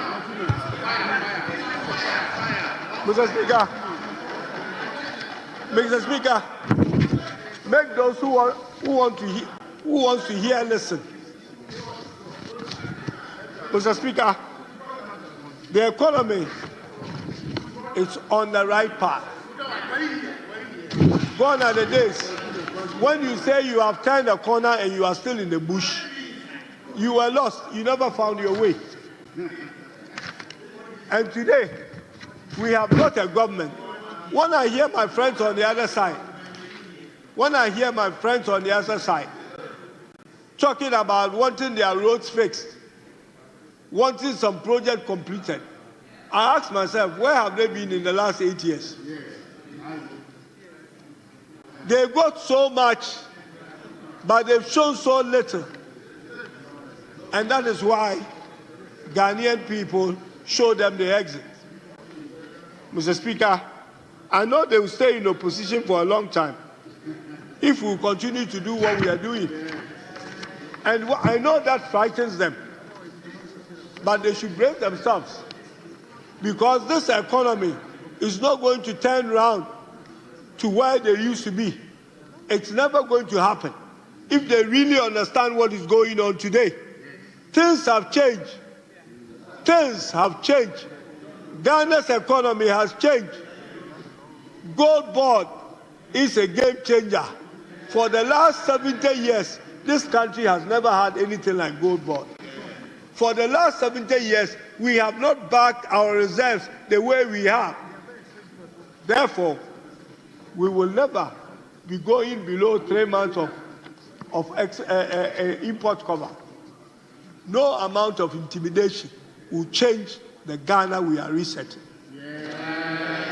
No amount. Ghana will continue to go on the right path. No amount of press conference as well will change anything. Honourable member, conclude. If you want to govern this country one day, look at what is being done today and learn from it. You are talking about we are paying, you talk about we are paying statutory funds. You are not paying, those are money. We have uncapped it. Today, you were saying that when President Mahama comes, he's going to abolish or cancel free SHS. What has he done? He has provided a reliable source of funding for this free HS by uncapping a statutory fund. Something you could not do. You never, from day one, you were never able to explain to us how you were going to fund that free education. You never did before you left office. Honourable member, your time is up. Yes, I will proceed to give the floor. Yes, Honourable Habib. Mr. Speaker, I understand that we don't need to interject in this debate. Yesterday, you guided Honorable Kabiru even when he used the word dishonesty. Even though he continued, you directed that the words should be expunged from the record, and he withdrew. The deputy majority leader said the former finance minister is very confused. Was confused. Mr. Speaker, that is unparliamentary. He should withdraw that, or no. Mr. Speaker, he should withdraw that, or it should be expunged from the record. Mr. Speaker, just like you directed and guided us yesterday, because Mr. Speaker, if you don't take this cue, if somebody from our side also says something against them, it will be difficult to tell them to withdraw. So, Mr. Speaker, he cannot say the former minister was very confused. He cannot say that. He should withdraw that, or it should be expunged from the record. Honourable members, there is a vast distinction of you being classified as a dishonest person and you being confused. As for confusion, everybody can be confused. But when they say you are dishonest, it is imputing criminality. So, honorable members, I will give the floor to Honorable Dako Mensah Kobna. You have the floor.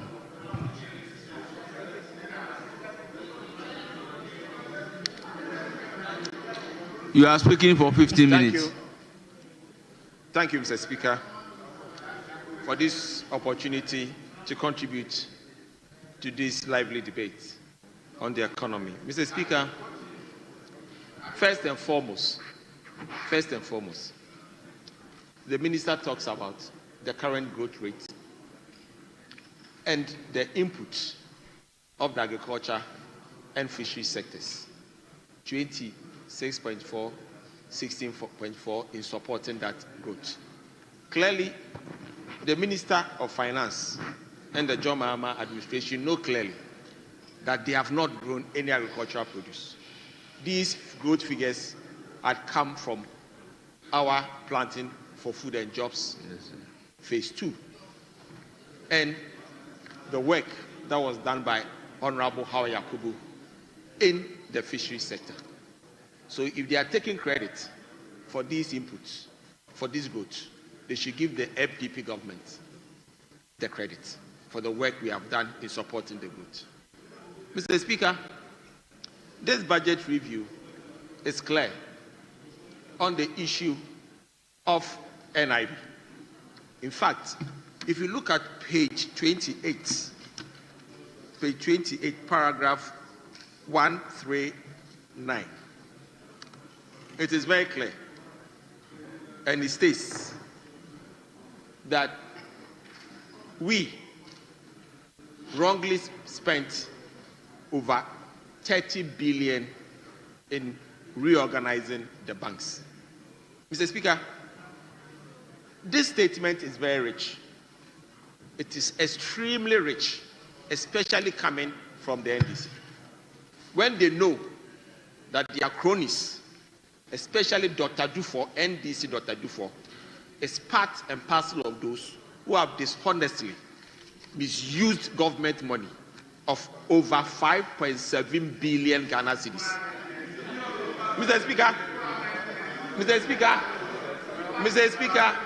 the Attorney General recently did a press conference on this subject matter, and I can tender that in evidence. Mr. Speaker, I have it on my phone, and I can tender that in evidence.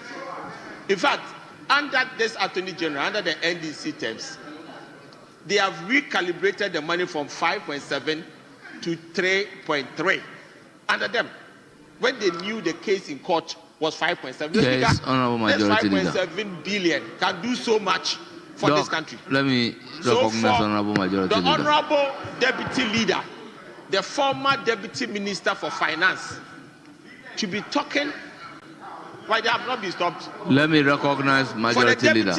Former Deputy Minister Majority Leader under the NDC. Honorable, let's recognize Majority Leader. Yes, Majority Leader. Mr. Speaker,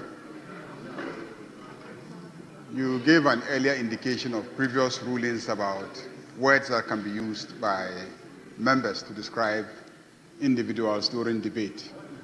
He said the former finance minister, Dr. Dufour, dishonestly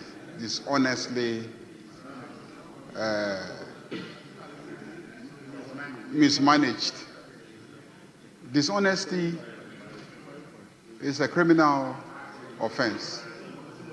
The government actually instituted criminal prosecutions, could not convict him after close to 8 years of a trial. They could not convict him. And just a couple of days ago, the state entered nolle prosequi.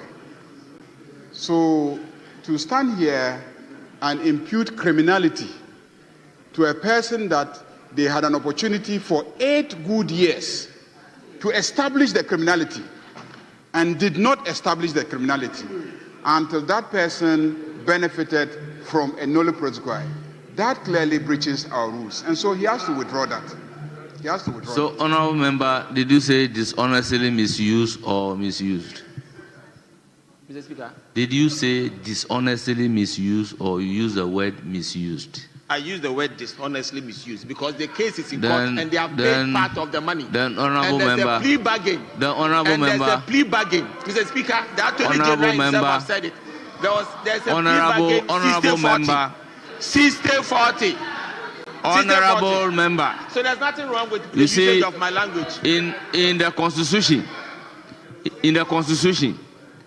in our criminal offenses, we have an offense of dishonesty, fraud, moral turpitude as a criminal offense. And we don't impute criminality. So when the choice of your word is dishonesty, then really you are imputing criminality. And it offends our rules. So I'll urge upon you to withdraw the word dishonesty. Speaker, I think that the person has already paid part of the money and there's a plea bargain. Please, let me speak to the speaker.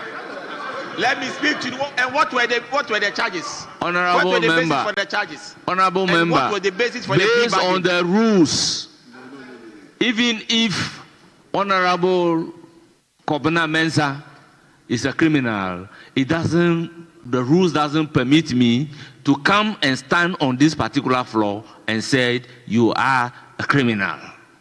That's why the rule simply said you don't impute criminal motive. That is not up to you.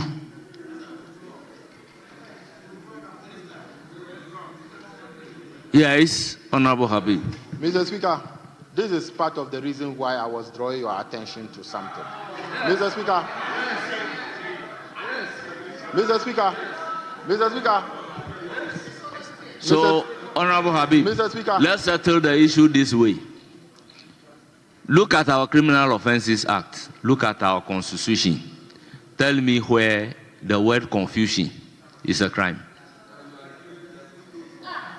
Mr. Speaker, I want to be guided, Mr. Speaker, and we need to help you to manage this House. Mr. Speaker, in the debate, we all agree, and yesterday, you guided Kabiru and the rest.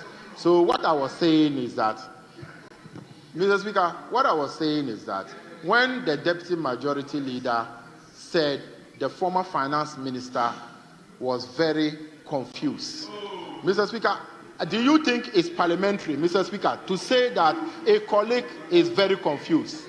Mr. Speaker, is it parliamentary? And Mr. Speaker, what my colleague just said. So that is why I am saying that if he had used the word confused or misused, I wouldn't have a problem. But my problem is the use of the word dishonesty.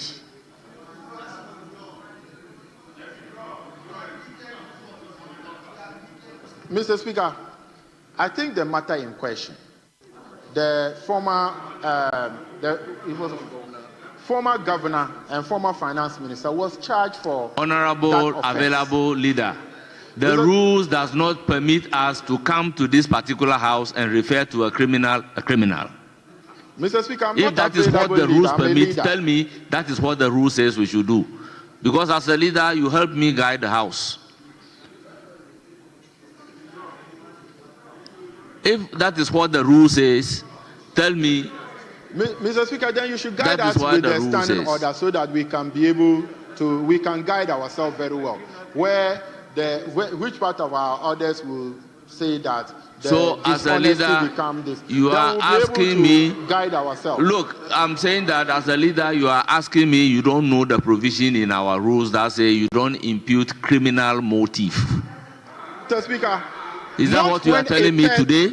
Mr. Speaker, not when a person is charged with dishonesty and established with dishonesty, the person went on plea bargain. It is an established fact. So that's why I want you to guide me. The person was charged with dishonesty. Honorable member, kindly withdraw. Thank you, Mr. Speaker. Mr. Speaker, charge and can I use the word criminally misused? Yes. So that I can take away the dishonesty? Yes, you Can I use that word? If I can use that word, I can go on with that. So, Mr. Speaker, that amount of money, 5.7 billion. Mr. Speaker, I am urging upon you. Replaced with criminally misused. You can decide to disobey my Speaker, order that withdraw the word dishonesty. I've withdrawn dishonesty. Very well. And replaced it with criminally misused. Mr. Speaker. Criminal what? Misused. Mr. Honorable Speaker, member, withdraw the word criminal misuse. Mr. Speaker, I'm guided and I've withdrawn it. I'm guided, I've withdrawn it. Mr. Speaker, the word is withdrawn and expunged from the record. The criminal, based on your guidance, I've withdrawn it, Mr. Speaker. Mr. Speaker, can I use the word? Stop it. That amount of money, 5.7 billion, could have been used to make sure that NIB survive. So what the government of Ghana has currently done is no news. Because, Mr. Speaker, there were other banks that had gone in the red that were able to support them to stand, like Omni BSC, UMB Bank, Africa, ADB Bank, and Prudential. So, Mr. Speaker, whatever has been done for NIB is worthwhile because we have done it for 4 other banks, and there's nothing wrong doing it for NIB. Mr. Speaker, this has always been in the works, and I believe that that is the way to go. Mr. Speaker, one other area that Honorable Kweku Ricketts have deliberated on has to do with the issue of Gold Board. Mr. Speaker, we know for a fact that he was a minister in the John Dramani Mahama one government. He never brought up the idea of gold reserves. Mr. Speaker, I was a minister in the Western region when we started working on the gold reserve optimization that led to the accumulation of gold over 31 tons. Everybody knows that it is this gold that has been the reference point for the stabilization, the anchor for the stabilization of the Ghana city. Mr. Speaker, we are clear in our mind what the gold reserve program did, what the Ghana gold purchase program did, and the gold for oil program did. Mr. Speaker, we are all in this country when the BDCs were exchanging the Ghana cedi for 1:19 until the gold for oil came into being. That reduced these figures up to 14.5 as at the time of us leaving office. Mr. Speaker, it is good that the gold board has been put in place to consolidate the work that was already being done in the system by the Bank of Ghana, which is now currently on the gold board, and the PMMC, whose name has now been changed into the gold board. So they are not doing anything new. All that they are doing now is virtually accumulating more of the gold. Mr. Speaker, this country has been mining for gold for over 1,025 years when the people of Akan moved and the people of Gonjes and the Guans moved into this part of the world. Mr. Speaker, it took the ingenuity of the MPP government to start this program, and we are improving upon it. So there's nothing wrong if you are doing such a program for this country. But Mr. Speaker, as we speak, and before that bill became law, we said it in this house, that wait for us, don't do this overnight so we can all contribute and make it a bigger success. Mr. Speaker, one of the biggest challenges we have with Gold Board currently is that all the miners are complaining that they are being shortchanged. The exchange rate they are getting is not helping the work they are doing. Mr. Speaker, it's not a market we need to have a market solution to this problem. Mr. Speaker, as we speak, we have said and said again that the structure and the ownership of the gold board itself have to change. Mr. Speaker, if we take the work that cocoa board has done with cocoa farmers and the problems they've created in cocoa communities, we know year in, year out, cocoa farmers are crying about pricing because the structure we have used at cocoa board is not working because virtually everybody on the board is government appointed. Mr. Speaker, if you go to Cote d'Ivoire, the Cocoa and Coffee Council of Cote d'Ivoire, the structure is different. Government owns 40% of the Cocoa and Coffee Council.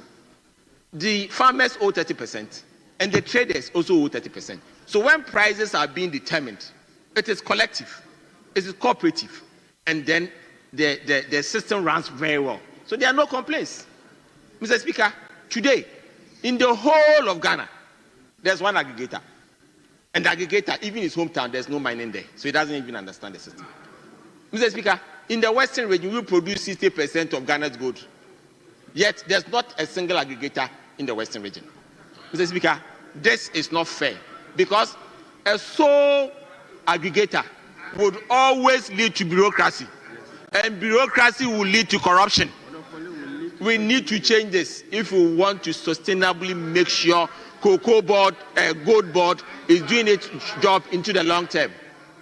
Mr. Speaker, I've always said, and said it again, that we need to decentralize the licensing of mining. We need to make sure that for every license that we give an engineer. And we should make sure that the district mining committees come into being and possibly do a mobile licensing regime so that we know that every single gold that is mined can be traced. Every single gold that is mined can be sold on the market consistently with a better Ghana gold brand so that we are sure that people will not tag our gold wrongly. So, Mr. Speaker, this issue of traceability is something that we need to talk about. We know for a fact that the gold board even accepts that currently they are buying some of the gold from Galamsey's. Mr. Speaker, and we need to work on it now before it becomes an international problem. Because people start rejecting our gold. We need to start working now on this matter. And I strongly believe that the time is now. The time is now to help us move this issue forward. Mr. Speaker, the menace of Galamsey, the NDC made a huge promise that they were going to use AI to solve the Galamsey problem. Mr. Speaker, AI, when you ask an AI a question, within 1 minute you get an answer. It's been 6 months. They've still not been able to do it. Mr. Speaker, they say charity begins at home. They say AI has failed to find balance. Mr. Speaker, charity begins at home. And now that people are reporting Galamsey activities in the president's hometown, Bali Bamboy, and they are reporting Galamsey activities escalation in Elembele, I believe that the minister should go back to his hometown and stop Galamsey, and the president should go to hometown and send Galamsey. Because we are still waiting for the AI that the NDC promised, and Ghanaians are still waiting for them to deliver on that mandate. Mr. Speaker, other issues that the Minister of Finance has raised are to the issue of the big push. Mr. Speaker, the big push, by the definition and the sourcing of funding for the big push, is oil and gas revenues. And they are dedicating all that to big push. So clearly, big push is not anything new, because the oil revenues have always existed on our books to be used for infrastructure, education, and the likes. So if today we are deciding to use all that money, the 13 billion for the big push, then clearly we should all understand that the big push is not anything new. Mr. Speaker, if you look at the list of the big push, virtually every region is getting just one project. And I want to know how that is going to impact, because virtually these projects are going to be done multi-year. So I'm wondering how this is something extraordinary new that the minister should be promoting as if nothing has happened or something new is actually going to happen in this country. So, Mr. Speaker, I strongly believe that even though these are being done, one of the projects that they have taken on as a big project, Mr. Speaker, they have to be careful. Mr. Speaker, the Takrady Aguna Kwanta Road is an Nanado Dankwa Akufo-Addo's project. Mr. Speaker, they shouldn't take it from us. Mr. Speaker, when I was the Deputy Minister for Aviation, the NDC had only done 27% of Terminal 3. We never took took over and said it was an MPP project. With this 73% of that project, we paid for it, but we never took it as our project. So the NDC should not use the big push to come and swallow Nanado's projects. In Akan, there's a way we say, they say that when you be a mawasia, don't take Nanado's projects and as big push, because the source of the funding of the big push is coming from, and all that they said, and all that they've been saying is that we don't have funding for this, we don't have direct sources of funding for it, we don't have this for it. Mr. Speaker, the big push, the revenue is already there, and the revenue is oil and gas revenue, which is always there. But did you also pay 1 CD for the Terminal 3? What are you talking about? You didn't pay anything for Terminal 3. You know, you didn't pay, you are the ranking member, you didn't pay anything for Terminal 3. But we gave you the Mr. Speaker, in conclusion, Mr. Speaker, in conclusion, I want to say that the minister.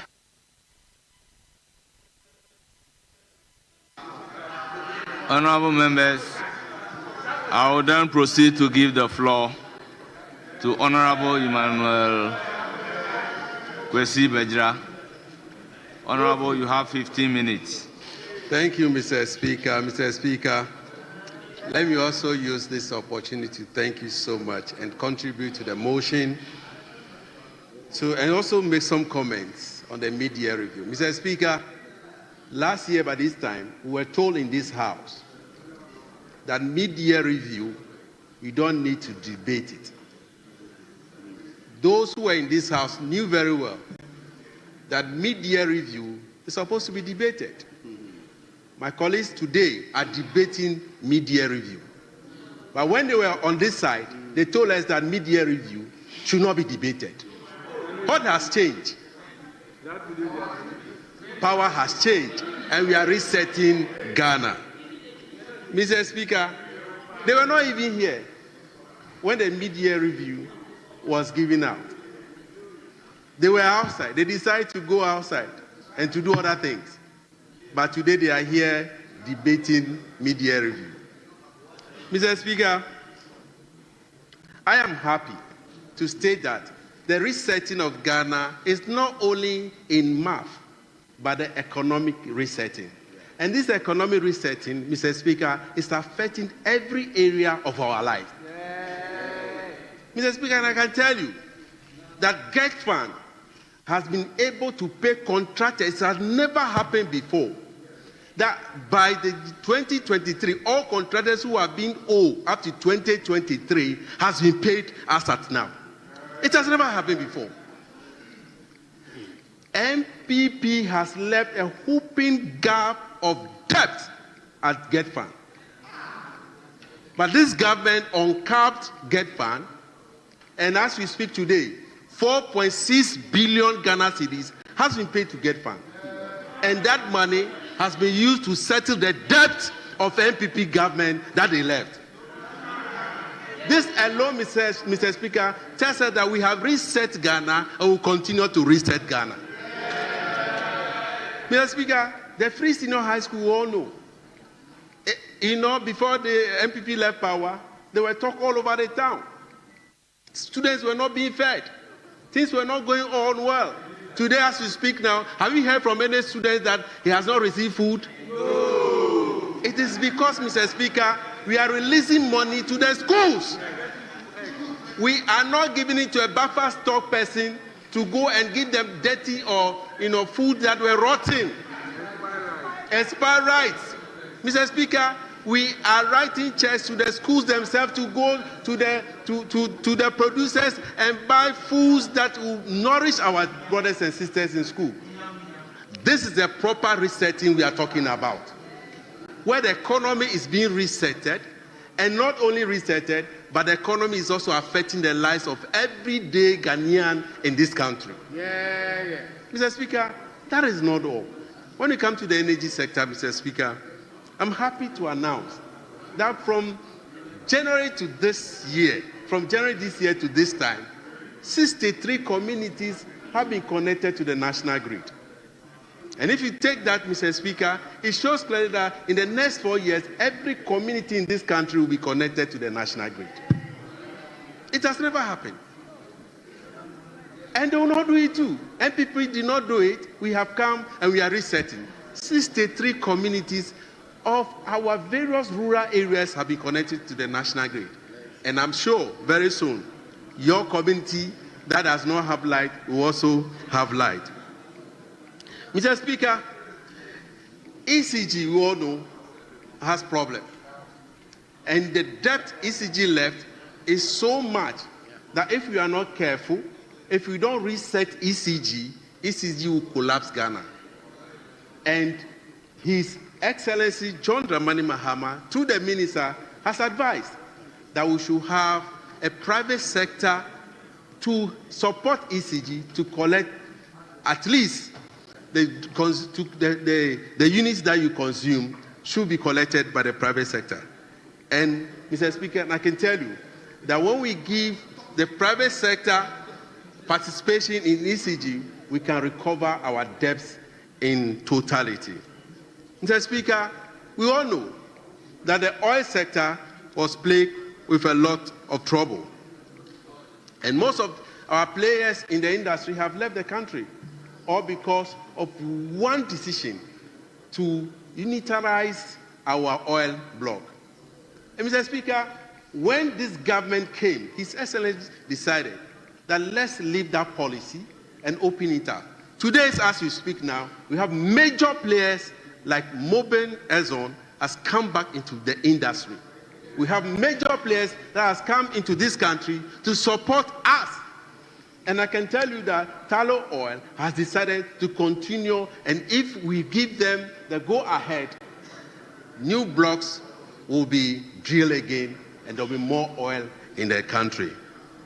Mr. Speaker, having said that, we have noticed that the 1.7 billion debt that was left before our colleagues left during the that has to do with the power sector levy.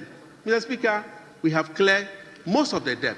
That's why today you can have electricity hanging on your walls. There are no power off as it used to be. Mr. Speaker, this alone tells us that this government is doing what needed to be done. Having said that, Mr. Speaker, one of the things that I have noticed was that the last 3 years, the Minister of Finance comes to this house with all kinds of quotation. In fact, this budget, this year's budget, and even the review, there's no quotation in it. There is no Bible quotation. But last 2 years, there were quotation.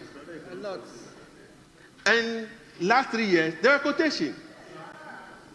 And all those quotations did not amount to anything. It was rather throwing dust into the eyes of Ghanaians. People were wearing white to give us economic policies with biblical directions. Today, Mr. Speaker, I have only one quotation to quote. Yes. Even though the Minister of Finance did not come out with quotation, I have only one quotation. And that quotation is found in the book of Proverbs chapter 29, verse 2. Mr. Speaker, with your permission, it says, when the righteous rule, the people rejoice. Yeah. When the righteous rule, the people rejoice. And you could see the joy of God in the life of Ghanaians. All because the quotation is not in the reviewing or in the budget statement, but it is in the heart of the leader. And the leader does good to the people. And so, Mr. Speaker, with these few words, I thank you so much for the opportunity.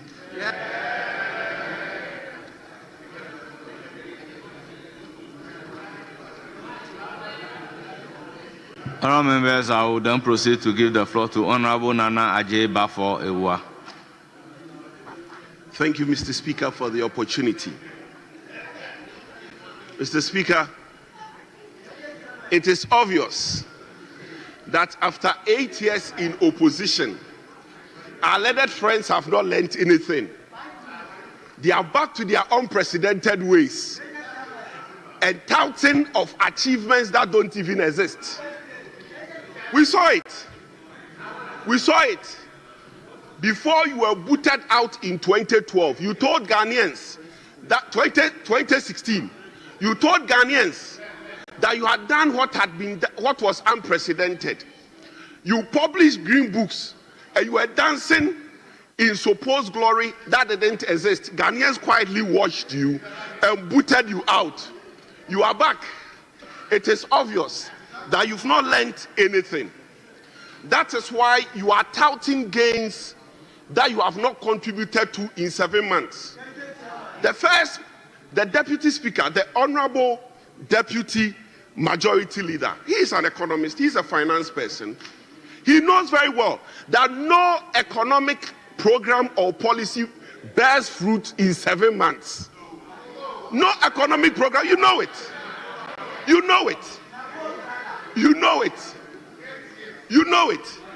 And so when you stand here and tout gains, supposed gains and achievements, you know that it is born out of confusion. Because no economic program bears fruit in 7 months. It is obvious. It is obvious that you are back to your propaganda ways. You are back to your propaganda ways. For you, governance is government of propaganda, of propagandists with propaganda.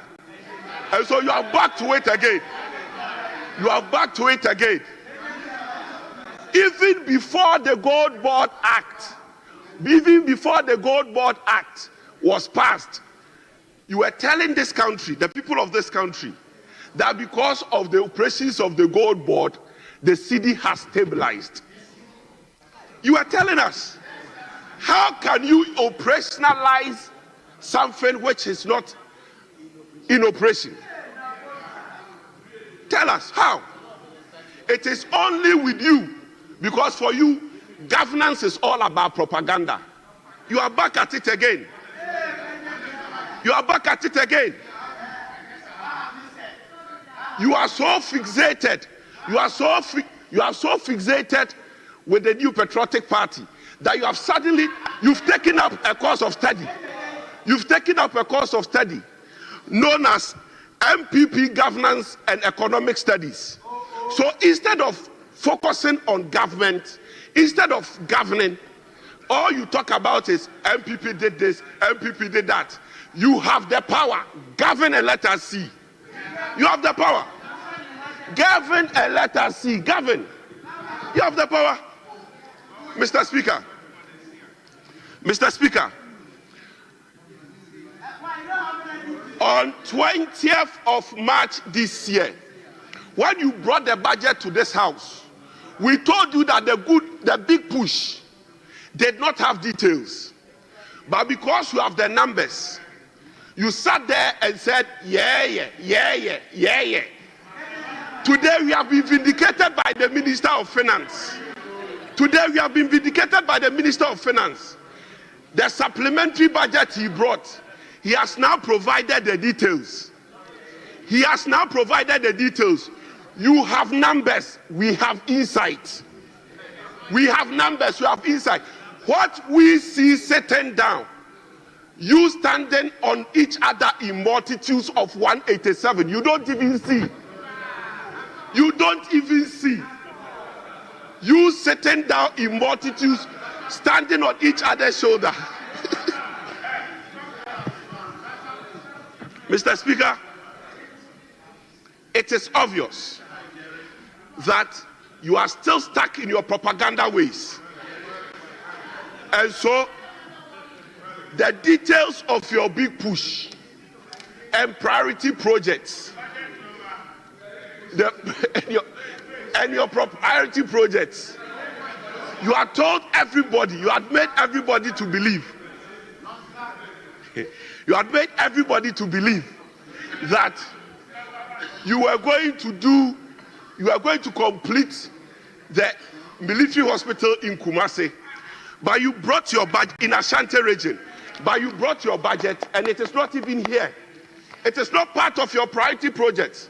Yet His Excellency the President went to Malaysia to promise Otumfuo that he was going to complete it. During the graduation of the officers cadet, the President again said it on the 11th of April that he was going to complete the military hospital. Yet your priority project, which you have planned to complete by 2028, the military hospital is not here. You are deceiving the people that gave you the second highest number of votes in this country.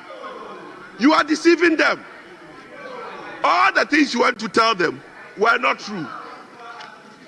It wasn't true. It's not even here. It's not even here. They gave you more than 715,000 votes. Highest, second highest. Yet you are deceiving them. Yet you are deceiving them.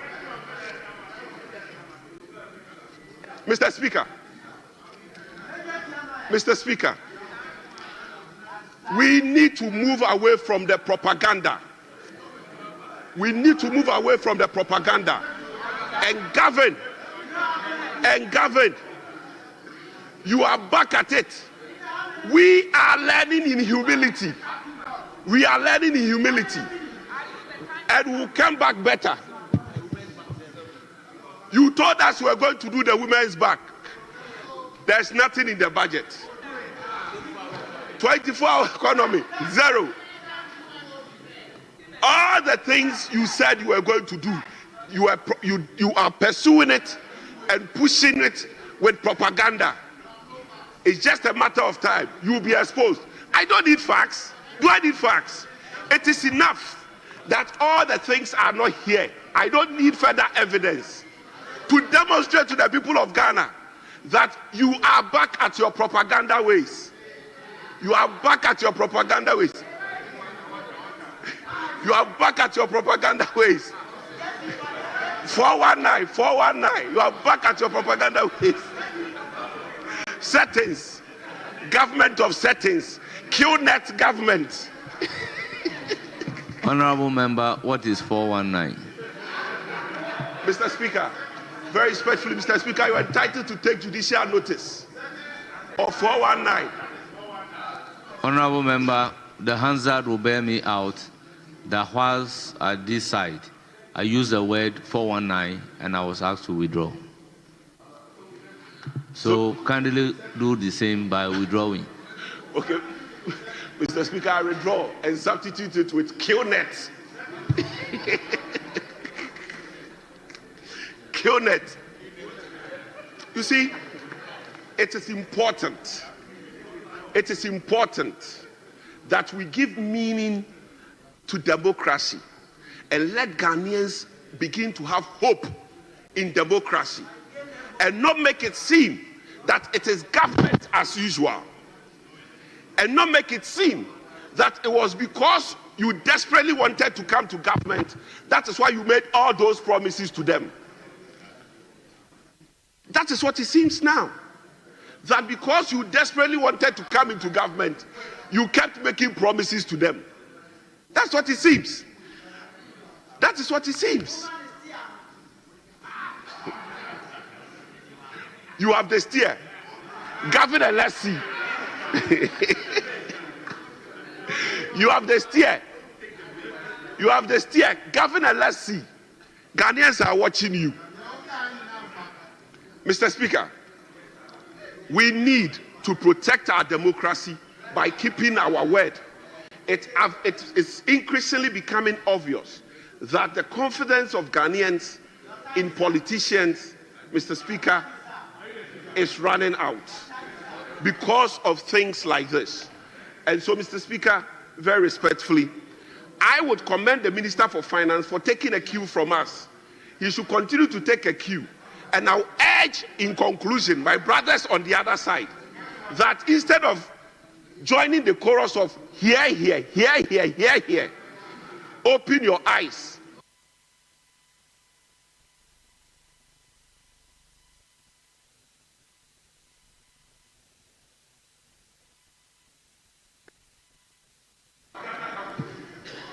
Honorable members, I will then proceed to give the floor to Honorable Zuera Ibrahim. You have 10 minutes. 10 minutes. Thank you very much, Mr. Speaker. Thank you for the opportunity to contribute to the debate on the mid-year fiscal policy review submitted to this August House by the very able Finance Minister, Honorable Dr. Ato Forson. Mr. Speaker, I've been listening to my brother. And Mr. Speaker, you can see, it's very clear, everyone can see how worked up he is. Mr. Speaker, Dr. Ato Forson is causing stress. He's causing pressure. And our brothers and sisters are under serious pressure. Mr. Speaker, I don't drink alcohol. As you know, I'm a Muslim. But anytime I've gone out with my friends, I've heard them tell their friends who are drinking wine to make sure that they have a glass of water close by, just in case they get dehydrated. And so it looks to me like our brother over there probably has a hangover from excessive alcohol. All I heard, Mr. Speaker, in his submission... Honorable Ibrahim Zuera, do the needful. Please withdraw.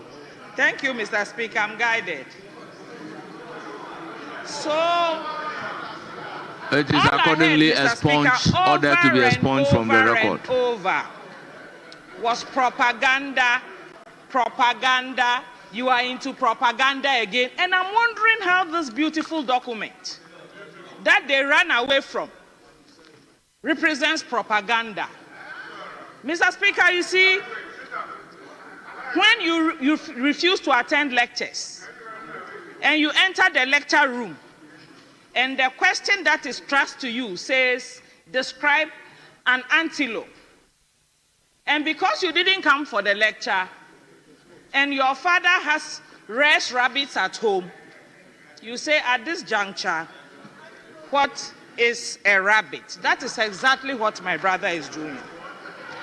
Instead of focusing on the substance of the budget statement, he's beating about the bush, talking about propaganda all over.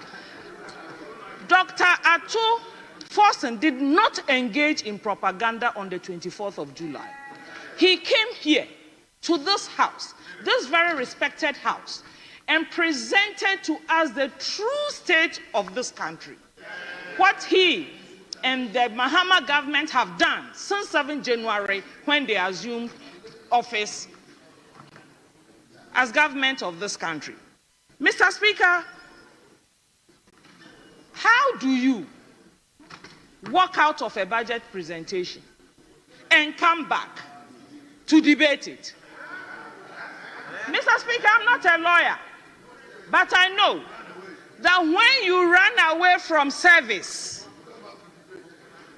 judgment will be made against you. And that is why our brothers are found wanting.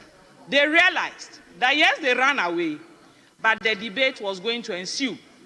And so they've come and they are trying hard, very hard, but unsuccessfully, to try and make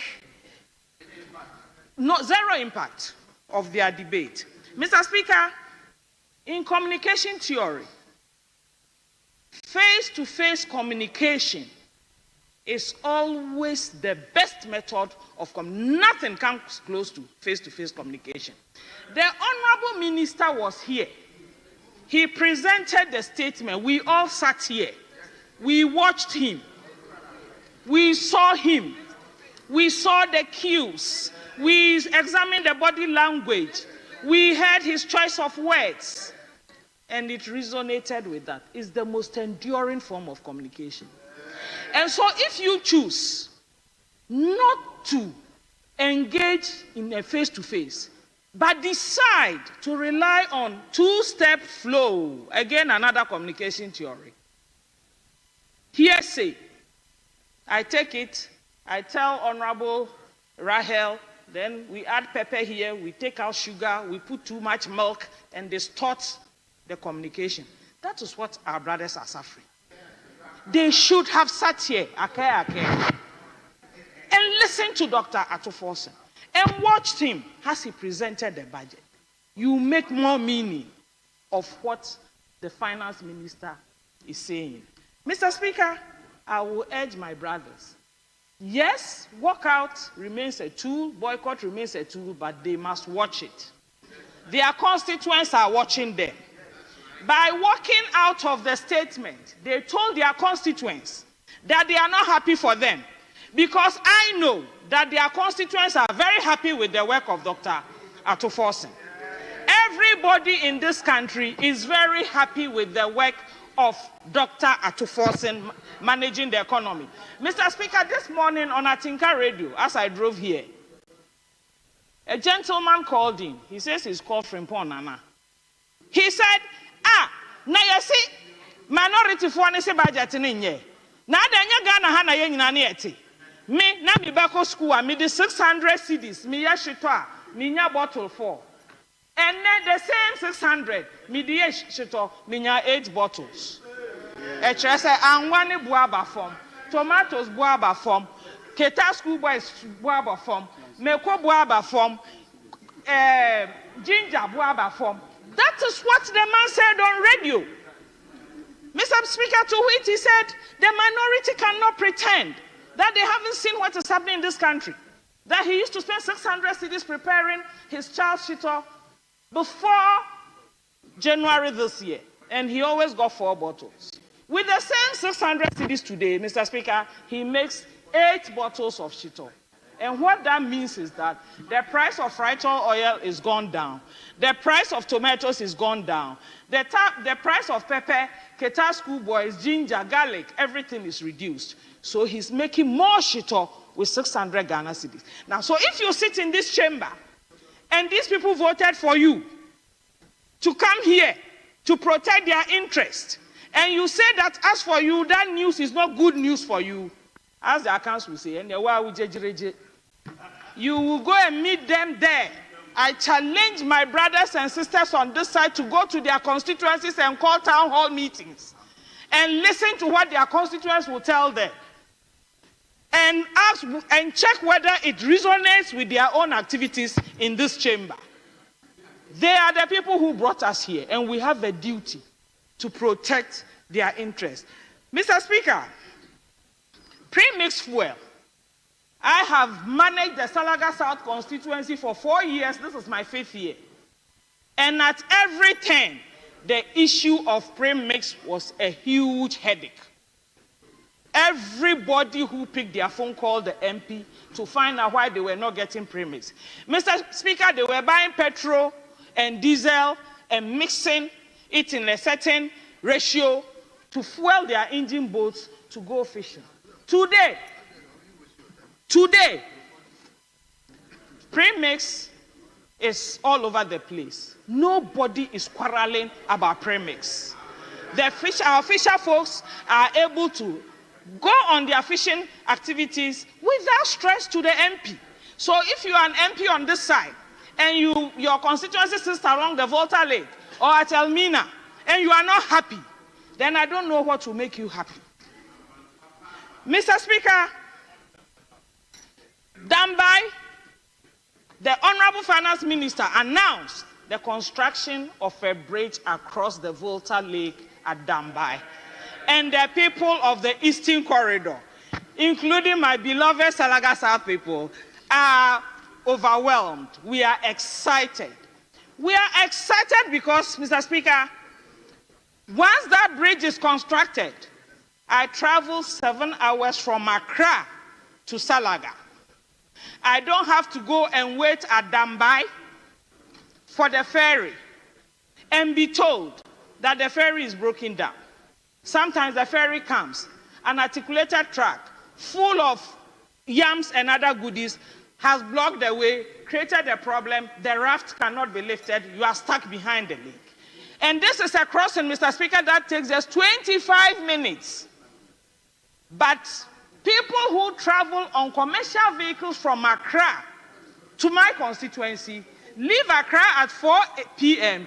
and only arrive in Salaga between 11 and 1 p.m. the following day. Why, Mr. Speaker? They will get to Dambai and they have to sleep behind the lake until the next morning. There are lactating mothers, there are pregnant women, there are women in the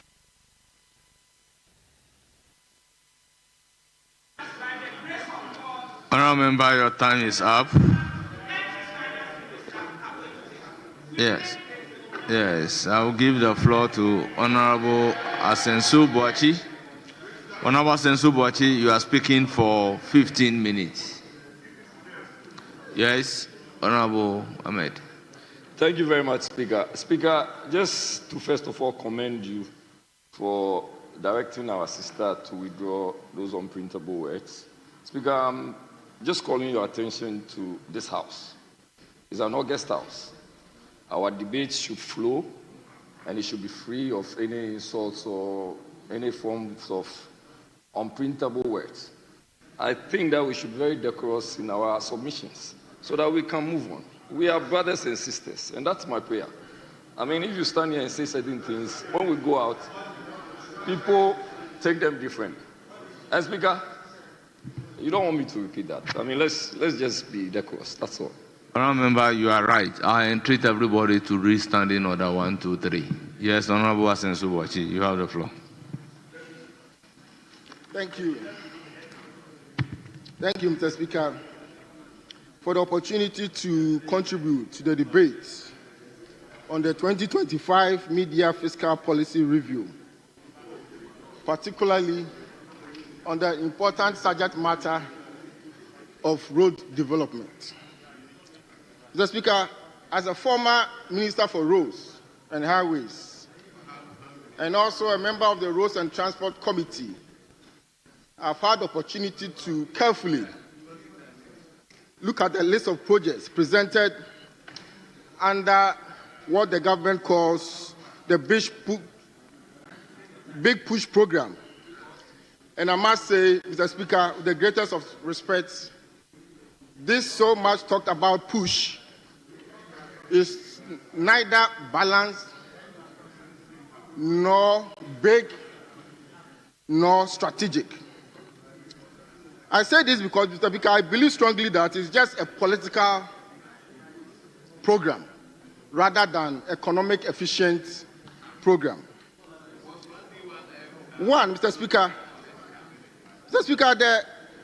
the list of programs of roads is heavily skewed towards certain regions in the country, completely neglecting Greater Accra region and Ashanti region. Mr. Speaker, these regions are the most urbanized regions. They are the most or the densely populated regions. The two regions alone, Mr. Speaker, account for over 35% of the Ghanaian population and the heartbeat, the economic heartbeat of our country. And if you are embarking on a road program to promote economic development and you conspicuously eliminate these particular regions, how are you going to explain this to Ghanaians? Mr. Speaker, earlier on, the honorable minister was in the northern region and said that the previous administration deployment of road had concentrated on certain regions. I believe he was referring to Ashanti region and Greater Accra region. I think that it makes sense. But he went ahead that this time he is going to go ahead and also do other regions in terms of the roads. For me, that is not fair to the country. That is not strategic. Because you build roads where there are human beings, a lot of densely populated people, communities, you build roads which will connect economic centers that will drive economic development and economic growth. So for him to say that it's concentrated on the densely populated regions is not fair, and it is not the kind of development that will bring will bring collective development in the country. Remember, did you say there are no human beings? No, I said they are not densely populated regions. That's no. Mr. Speaker, let's not belittle the point I'm making. No, the point I'm making is honorable member, the point I'm making is honorable member, I just asked a question. My attention has been drawn to something, so we can do the honorable thing. Did you say there are no human beings? I didn't hear. Did you say there are no human beings in those regions? No. What I meant, if I no, honorable member, did you say so or you did not say so? Let me speak. Mr. Speaker, I don't want that to distract the very important point that I'm making. If I said there are no human beings, that's not what I meant. I withdraw that. But listen to me what I mean. The word withdrawn. Belittle the very important point I'm trying to make. Mr. Speaker, the work that I've done, Mr. Speaker, I hope you are noting the distractions. The work that I've done in this country, whether in public office and in private office, I have had the experience of traveling across the country. There are some roads. Honorable members, apart from Asenso Boachi, all others should resume their seats. All others, kindly resume your seats. All others, kindly resume your seats, apart from Asenso Boachi. All others, kindly resume your seats. Honorable Asenso Boachi, you have the floor. Mr. Speaker, the work that I've done in my life, whether public or private, has taken me around this country. There are some places you can travel for 50 to 100 kilometers. You won't see communities, you won't see human beings. But there are some places that you travel 100 kilometers, 30 kilometers, and you will see densely populated communities, and you will see economic centers. When you have limited resources, this is where you should build your road. Mr. Speaker, basic economic theory teaches us that when resources are scarce, when you are in financial constraints, you prioritize. And that's exactly that's what I'm saying. If my opponents don't understand this, I don't know what else they will understand. Mr. Speaker, I also see abandonment of strategic ongoing roads under the Bridge Push program.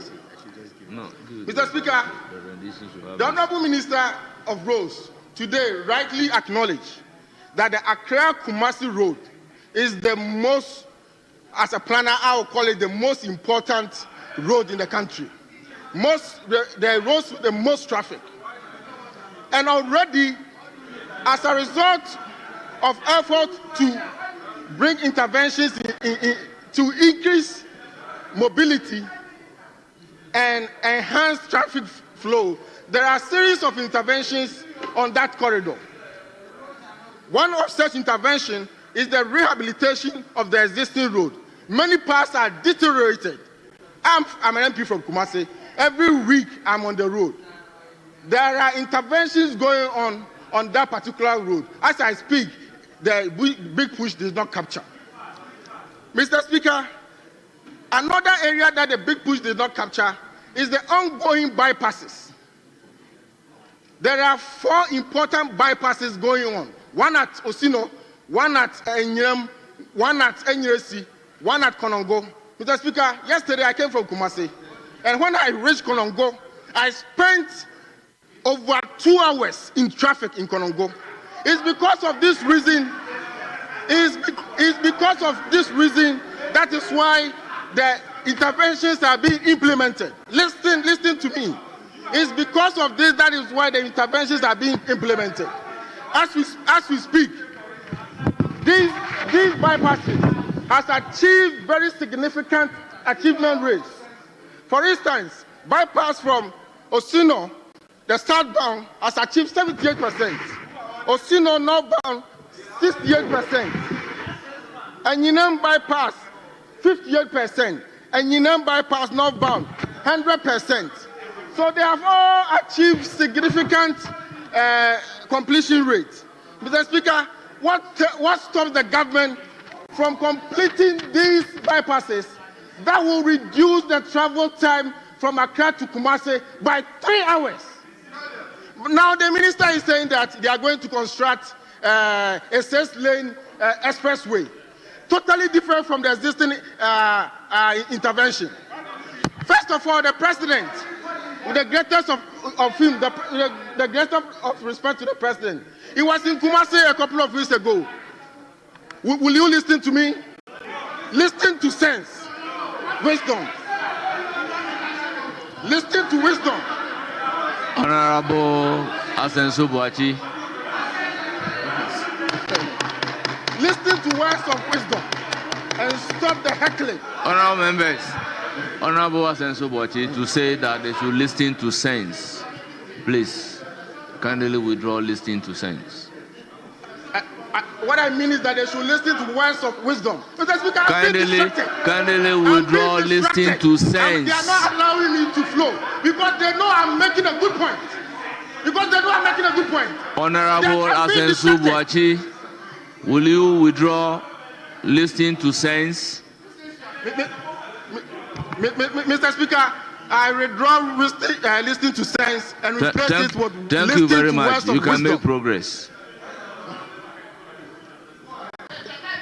You can go ahead.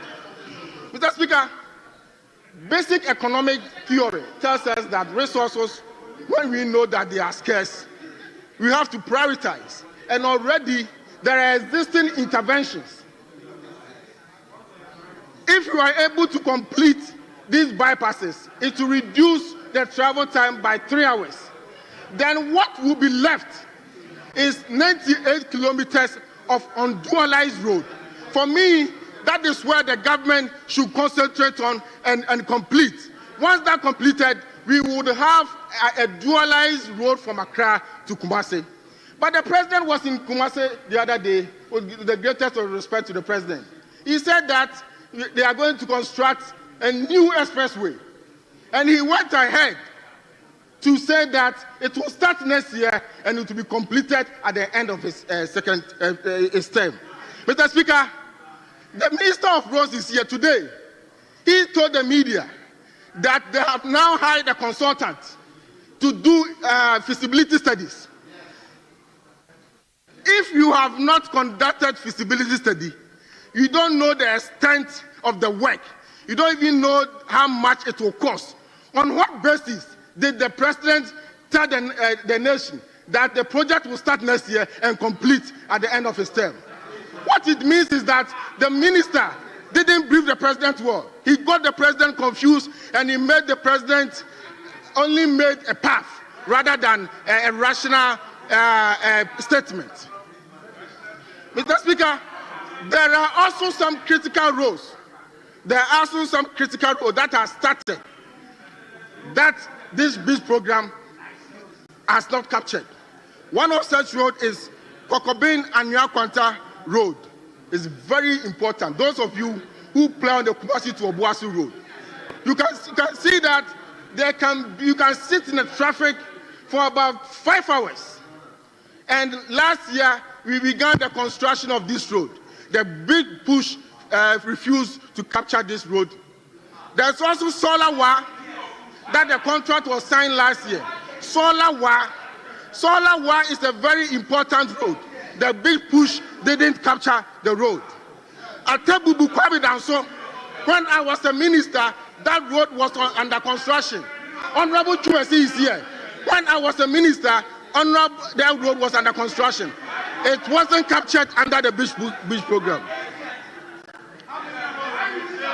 Mr. Speaker, the impact of this neglect is not abstract.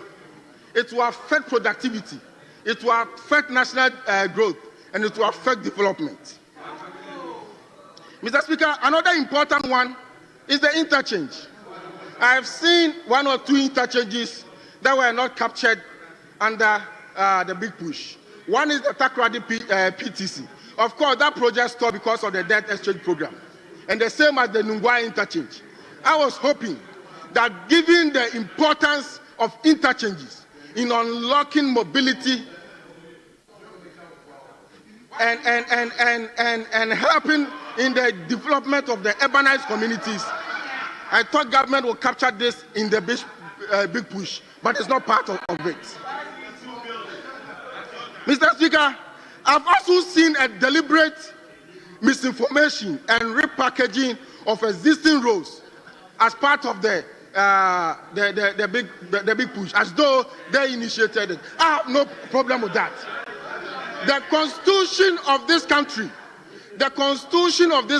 enjoins us, enjoins every government to continue the projects of the previous government under the directive principle of state policy. But when you do so, you should recognize who started it.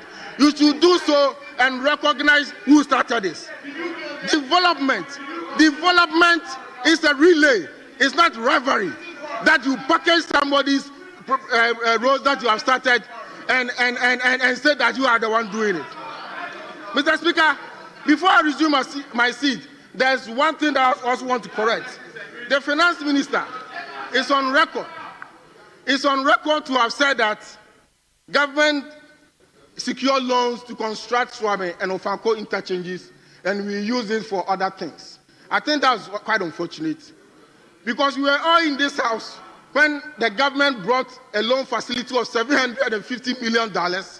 At that time, Honorable the Finance Minister was either the chair of the Finance Committee or the minority leader. So he was part and parcel of the process. That facility was not for Ofanko project alone. It was not for Swami interchange alone. It was a multi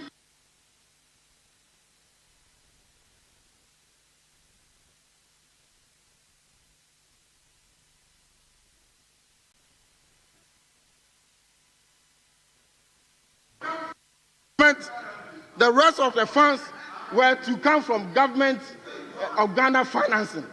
It wasn't from loans. So it was completely misleading.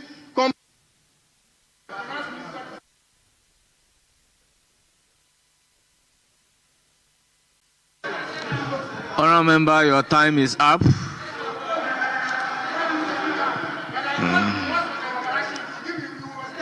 I'm not controlling the time. I am not the timekeeper. I am not the timekeeper. Yes, yes.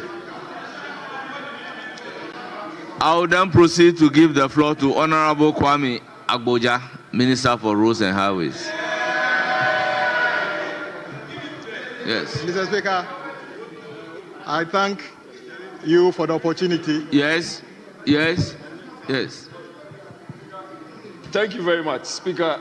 I saw the way the Roads Minister sat down quietly to listen to the submissions by the former Roads Minister. The interjections were too many. Under normal circumstances, Speaker, respectfully, I wouldn't think that we should have, at least we should have given him a minute to even have rounded up. I expect our people to still sit in quietude, to listen. And I remember, apart from requesting that unparliamentary words have been used, I don't think I have entertained any point of order. I have not. So nobody has interjected him. More so, I'm not in control of the time in any manner whatsoever. Yes. Honorable Minister for Roads and Highways. Honorable members, why? Honorable members, why? Honorable Minister, you have the floor. Mr. Speaker, you have 15 minutes. I thank you for the opportunity, and I wish my good friend, the former Minister for Roads, would have been in the chamber to listen. Mr. Speaker, I'll start from where he ended. Mr. Speaker, the Finance Minister is spot on when he said that part of the monies used for Ofankor and Swami interchange are loans. So I am not even sure what NPP is arguing. This House approved a loan of $750 million from Afri-Exim and said that we should use part of that money to do a Chairman 4 bridge. They decided to divert that and took it to Kumasi for the Swami interchange when the loan agreement for the Swami interchange fell off. So when they argue that we are not doing Swami interchange and Ofankor with loan, it is difficult for me to understand. Indeed, we took some of that money to those projects, yet the projects are not completed. So he hasn't said anything different. The Finance Minister didn't say that those projects were 10 key projects to be done by a loan. He says that you took a loan, you paid for those projects partly from the $750 million Afri-Exim money. And that is factual. So he hasn't said anything that is wrong. Mr. Speaker, my colleague also talked about why PTC is not part of Big Push. You know better than I do about this. When you came to this House about that so-called barter agreement with Honorable Amwakwata, Sino-Hydro, we told you that was not going to work. That no one was ready to take our bauxite and give us road. You said, oh, it's the most fantastic. With the Vice President Baumia holding a calabash in China, that we have gotten 15 billion Ghana cedi. It turns out that you came back here to convert the so-called barter agreement to a loan. Guess what? Sino-Hydro got angry and stopped working because when they raised certificate, we were unable to pay them. So we have to go to China and beg them that they should come back. And let me tell you this. It is true. Sino-Hydro has listened. They have decided to sign the agreement. They will be back to do the PTC runabout project. So you cannot put a project which is already with a Sino-Hydro under the Big Push. That is why it is not part of it. And you should know better about that. How do you call it? I heard you also saying somewhere that you issued a statement saying that we are saying that President Akufo-Addo, well, we are trying to rubbish President Akufo-Addo's record of 10,800 kilometers. You were not here. He was standing here and said, we have built 10,800 kilometers of new roads, and he was doing us like that. Remind him. And I fact-checked him. I was the ranking. I fact-checked him. It was a lie. He never built 10,800 kilometers. Honorable Minister, withdraw the word. It was a lie. Mr. Speaker, I will not even belabor the point. Very well. I withdraw the lie. Very Mr. well, Speaker, well. what the president said here was untrue. Yes. He never built 10,800 kilometers of new roads. And guess what? He compelled the ministry to issue a statement, and the statement says that, let me read. If Honorable Asenso, you can check, you still have some people at the ministry. And this is what the ministry issued, that Road Ministry confirms construction of 10,875 kilometers of new roads under President Akufo-Addo, Joy FM, because he compelled them to do that. Fortunately, how do you call it, the PRO who issued the statement is still my PRO today. I don't know how he feels today by issuing that statement and the reality of the day. You understand? So your press statement was needless. In fact, you are confirming what I have said. Mr. Speaker, my brother, you see, you have been a road minister for the Republic of Ghana. Is just a small advice? The road minister of Republic of Ghana, it doesn't sit well where all your examples appears as if you haven't been to any other place in the country. It doesn't look well. Yes, I agree. Accra Kumasi have the biggest volume of traffic in the country. But when you give the impression that just because that is the biggest volume, what about the farmer growing yam in Yendi? Yes. Don't we have to take a road there to convey the yam for us to consume in Accra? So you think that just because there are more people in Accra and Kumasi, we should spend all our money in Accra and Kumasi? Okay, let me give you this. The reset of President Mahama means that we are not, and my brother.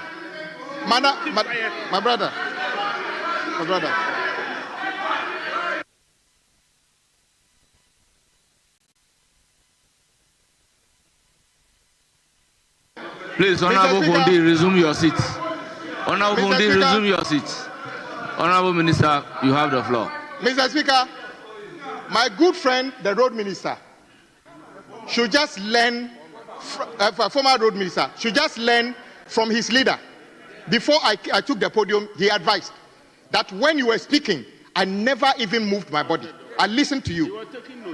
Just, you see, I don't know why you are feeling uncomfortable. Just stay calm. Let me tell you this. And then you went as far as saying that we build roads where human beings are. I went around the 16 regions. When I got to OT region, there was no active road project going on in the OT region. Is that fair?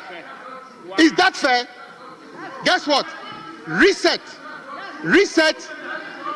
means that we are taking road infrastructure to every part of the country. And if you don't like it, you can do whatever you like. When you come back, you can decide not to do road there. We shall take road everywhere we like. Mr. Speaker, you are not actually listening to yourselves. In one vein, you are complaining that we are not taking on some projects on big push.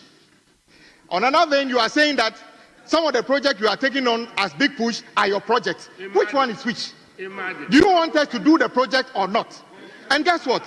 What the finance minister said here was quite clear. We had our own plan for big push. And let me tell you this.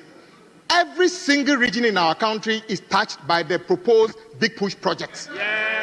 Unlike a few years ago, when the finance minister, the Honorable Ken Oforiatta, stood here and completely ignored Volta region in the critical roads. Completely. You remember that? That happened here. All the 16 regions are touched by the big push. And let me tell you, let me repeat once again. Big push is not a constituency specific or a political gimmick. Take, for instance, as you have been a former road minister, take from Wenchi to Wa, you travel that road. How do you feel? He doesn't know that. It's completely neglected. Take from Wa to Bolga.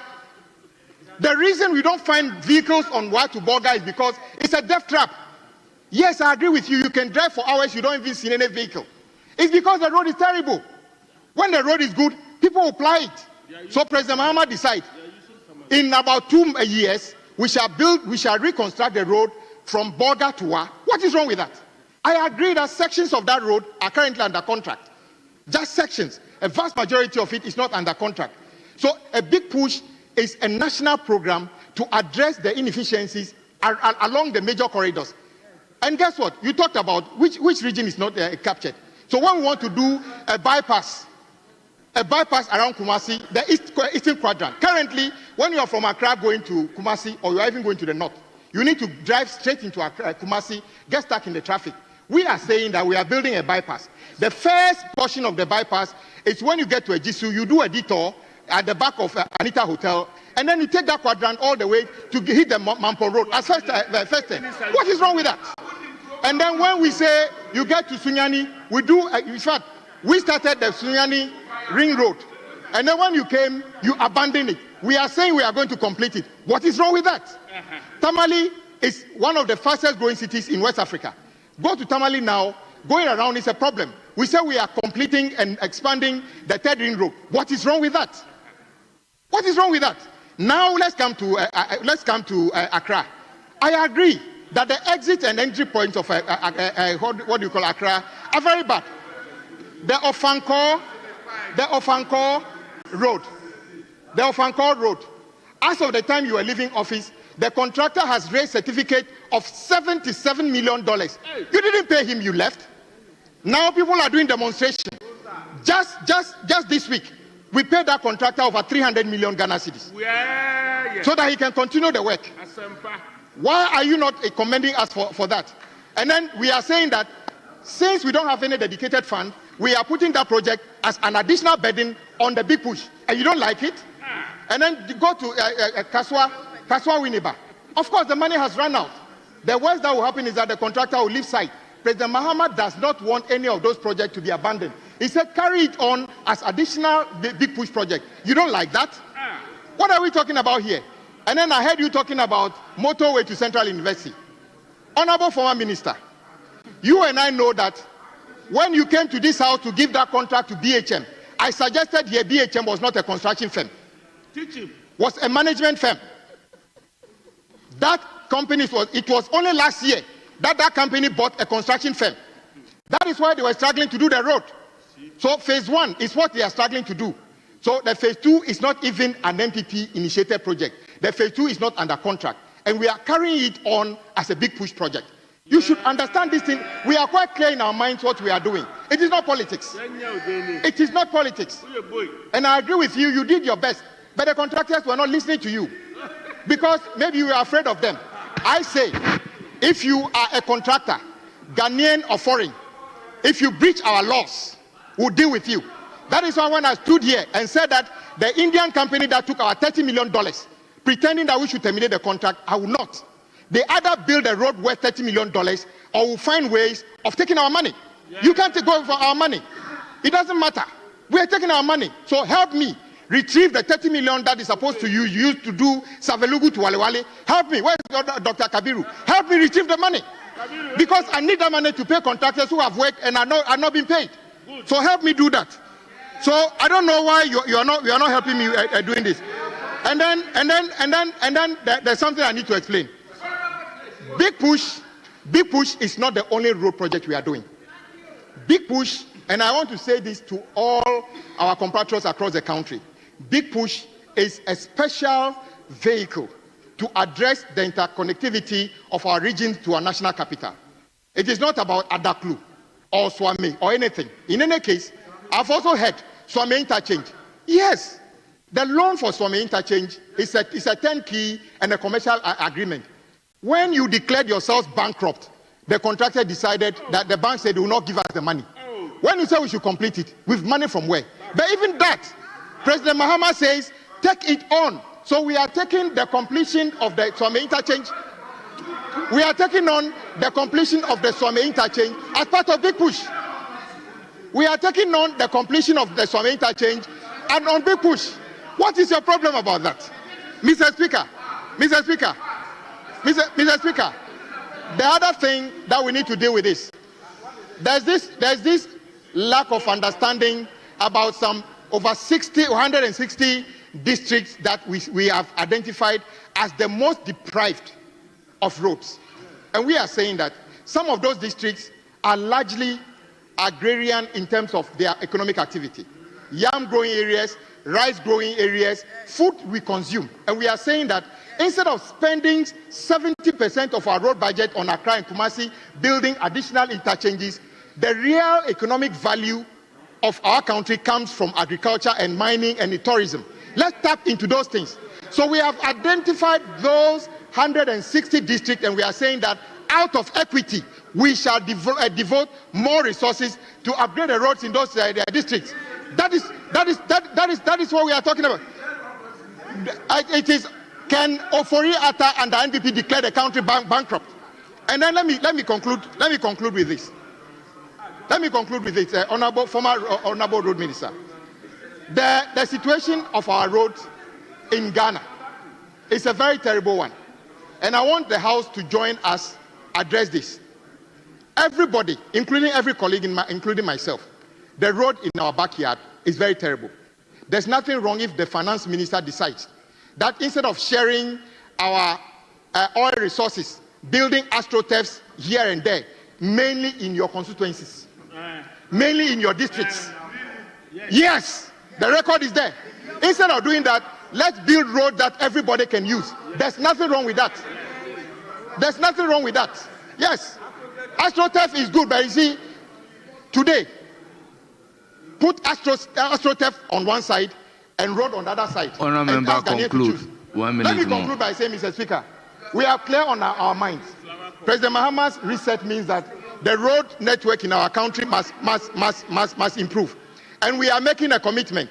Yes, in 3 weeks, we shall start the Big Push projects. And indeed, inshallah, Dambai Bridge will be one of them that will be started. Nothing will stop it.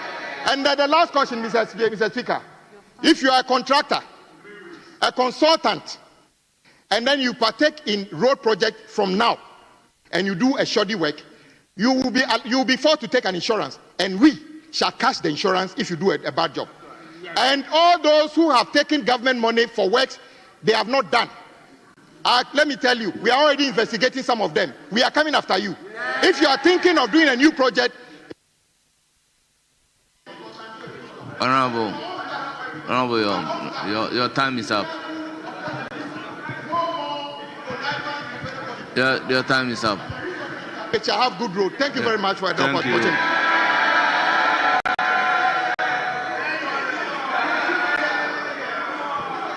Honorable members, yes. Mr. Speaker, thank you very much. Mr. Speaker, we have agreed that after doing 4-4, we will pause the debate, take the Finance Committee, the Joint Committee, Finance and Budget Committee. I'm aware, so allow me to so do the the last fourth person one. from this side after, yes. It's now the 4-4. turn of Honorable We've done 4, we Daniel have done Nana Addo Kenneth. You have 10 minutes. Thank you very much, Mr. Speaker. Mr. Speaker, emanating from the last speaker, I would like to quote the Finance Minister and his media budget, and I want to read paragraph 575 before I start. To all of us who are privileged to serve in the leadership of our nation, let us unite and do this for ourselves, for our children, for our children's children. It is our collective responsibility. Ghana needs us now more than ever, and our people need us, unquote. Mr. Speaker, I'm a bit shocked that my very respected senior minister, who I also admire so much, would seek to raise some of the issues that he raised, especially on the Flower Road. Mr. Speaker, the minister considered that it's a turnkey project, and BAC was a company that secured the funding, and so they had to bring their contractors.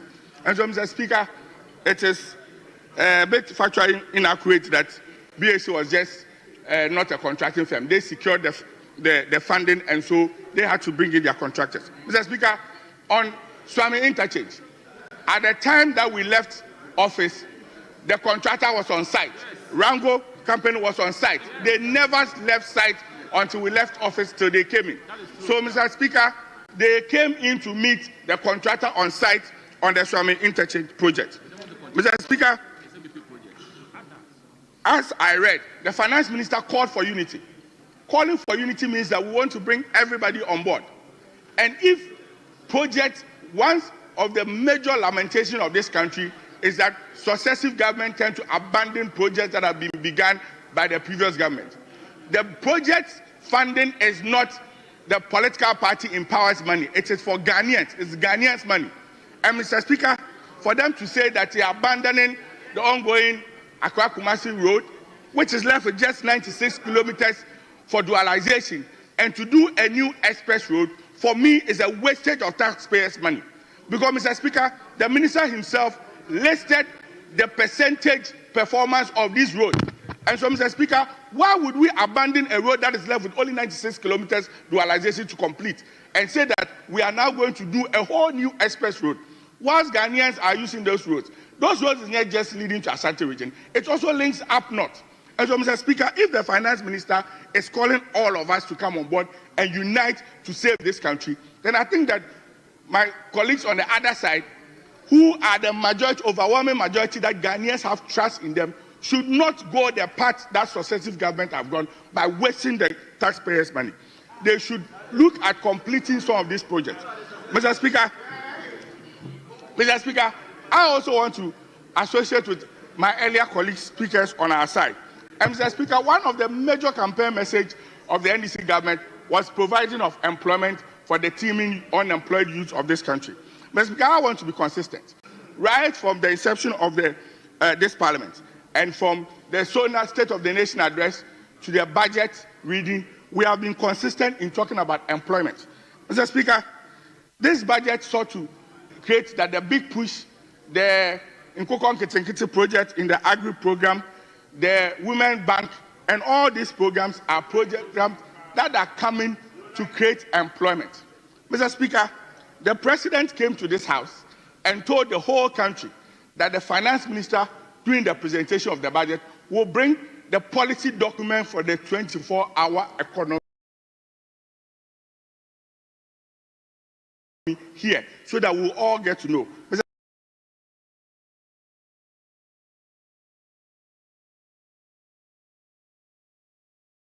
Speaker, we are 6-7 months down the lane. Parliamentarians here do not know what the policy document for the 24-hour economy. I was expecting that when he was in the media review, he would have even added as an addendum the policy statement for the 24-hour economy. Mr. Speaker, the review statement was read, but there's no sign of 24-hour economy. Mr. Speaker, if you look at the budget, they tell me the big push. I was thinking of the opinion that having trumpeted the 24-hour economy and created one of the beautiful songs for 24-hour economy, the budget should have been named as the 24-hour economy budget. But Mr. Speaker, they abandoned it. This is clear indication that it was just a political campaign song and gimmick to deceive the teeming youth of this country, assuring them to provide jobs and employment for them.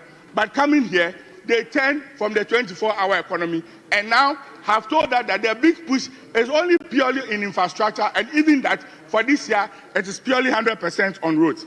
Mr. Speaker, on same job employment, indeed, I agree with my respected deputy leader that in 70 years, things have happened in this country that has never happened before. Yes, we have seen the unprecedented sacking of Ghanaians, losing their jobs just because there's a government change. Mr. Speaker, the finance minister called that we should not be divisive. But we have seen in 70 years the more divisive policy of sacking the young people who have received employment. Mr. Speaker, in the budget, the finance minister indicated that they were going to fully implement the net capping and freezing of net employment. Mr. Speaker, I was of the opinion that after coming to office for 6 months and trumpeting all the glories of the gold board, the review would have talked about the fact that even the net freezing of employment, they are reviewing it. Mr. Speaker, we still in this country, the finance minister was unable to tell us, as we've seen before, the number of jobs they have even created for the young people of this country. Meanwhile, we trumpeted that we are going to create employment. Mr. Speaker, the budget listed a number of interventions that was going to create employment. The budget talked about the Ejumawura program. Mr. Speaker, the finance minister came here to tell us that out of the 300 million allocated for the Ejumawura program, only a meager 21 million has been released. Mr. Speaker, in 6 months, we are doing only 7% of the initiative that is going to create employment. If you want to multiply it and even give it a 20% increase in the half year, how is the hope that we assure this country? The teeming youth of Ghanaians want jobs through a Ejumawura program, but obviously we are all about promises, but we are not talking at all because the books is telling us something else. Mr. Speaker, the same finance minister considered that the program that is going to create the apprenticeship program that is going to equip people with skills had only 7% released, Mr. Speaker. Mr. Speaker, again, the for economic program, which my very good friend A+ likes talking about, the Nkukon Kete, the Feed Ghana, the vegetable development, and all that. Mr. Speaker, as at now, 1.5 billion was allocated. Ghanaian youth were so happy, but as we speak, 0% has been released. Not even 1 kobo has been released. Yet, we have assured this country of employment. Mr. Speaker, I'm passionate about this employment issue because the people in my constituency, the young men and women I grew up with, a lot of them don't have employment. Those who have come before me, a lot of them don't have employment. And this is a creation of successive governments. So if the teeming youth and Ghanaians have so much confidence to believe that the way to go is the creation of employment, then this country will be let down by this NDC government if they do not walk their talk. Mr. Speaker, 6 months down the lane, 0 release have been given to the Women Development Bank. Mr. Speaker himself is a believer of affirmative action. The 8th Parliament did so well by passing the affirmative action bill. Yet, as we speak, Mr. Speaker, 0 release, 0 commitment to the Women Development Bank. So are we just paying lip services that we are going to create employment, we are going to empower women by giving them some support through loans and empowerment programs by creating a bank for them? Women were so happy, they were so enthusiastic about this budget that they were going to at least have a dedicated fund just for women. But Mr. Speaker, 6 months down the lane, 0. Mr. Speaker, again, the National Coders Program. the National Codex Program. In the world of AI and ICT, we are all believing that you can sit in the comfort of your home and work. Mr. Speaker, we have sought in this recently a very, very humorous way of definition of coding by our Deputy Communication Minister, which is trending on Twitter and all the social media platforms. But again, 0% has been released. Mr. Speaker, in concluding, what I am saying is that this government should not pay lip services to its promise. The youth of this country need jobs. This government promised the youth of this country jobs, and the jobs they must provide. And like I said, the Ghanaian youth will not forgive the NDC government, the 188 majority overwhelming, if they do not oversee the government to implement the policies that will create jobs for the teeming youth of this country for what they promised. You promised to create jobs, and Mr. President, please give us the jobs you promised.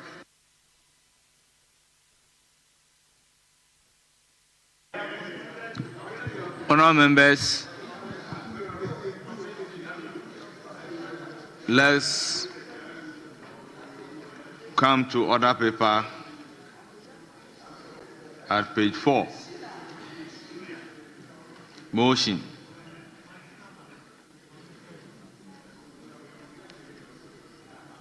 Yes. Chairman of the committee, item number 9.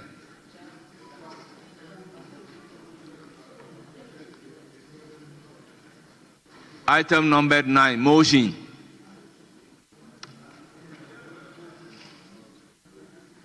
Yes. Mr. Speaker. Yes. If they are not ready, I'm ready to move motion number 11 and 12 on today's order paper. Mr. Speaker,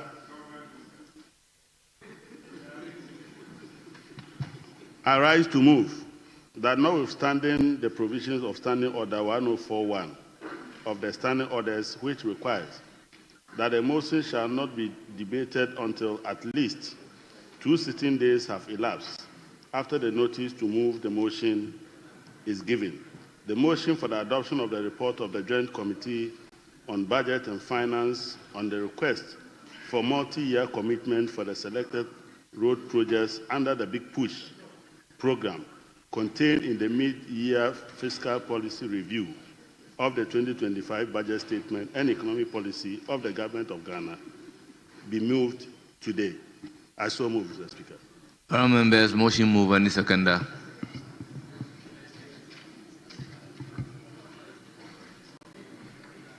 Mr. Speaker, I rise to second the motion. Honourable members, motion move and seconded. This is a procedural motion. The question, therefore, is as many as are in favor of the motion say aye. Those against say no. The ayes have it. Motion accordingly adopted. Motion numbered 10 at page 5. Chairman of the committee.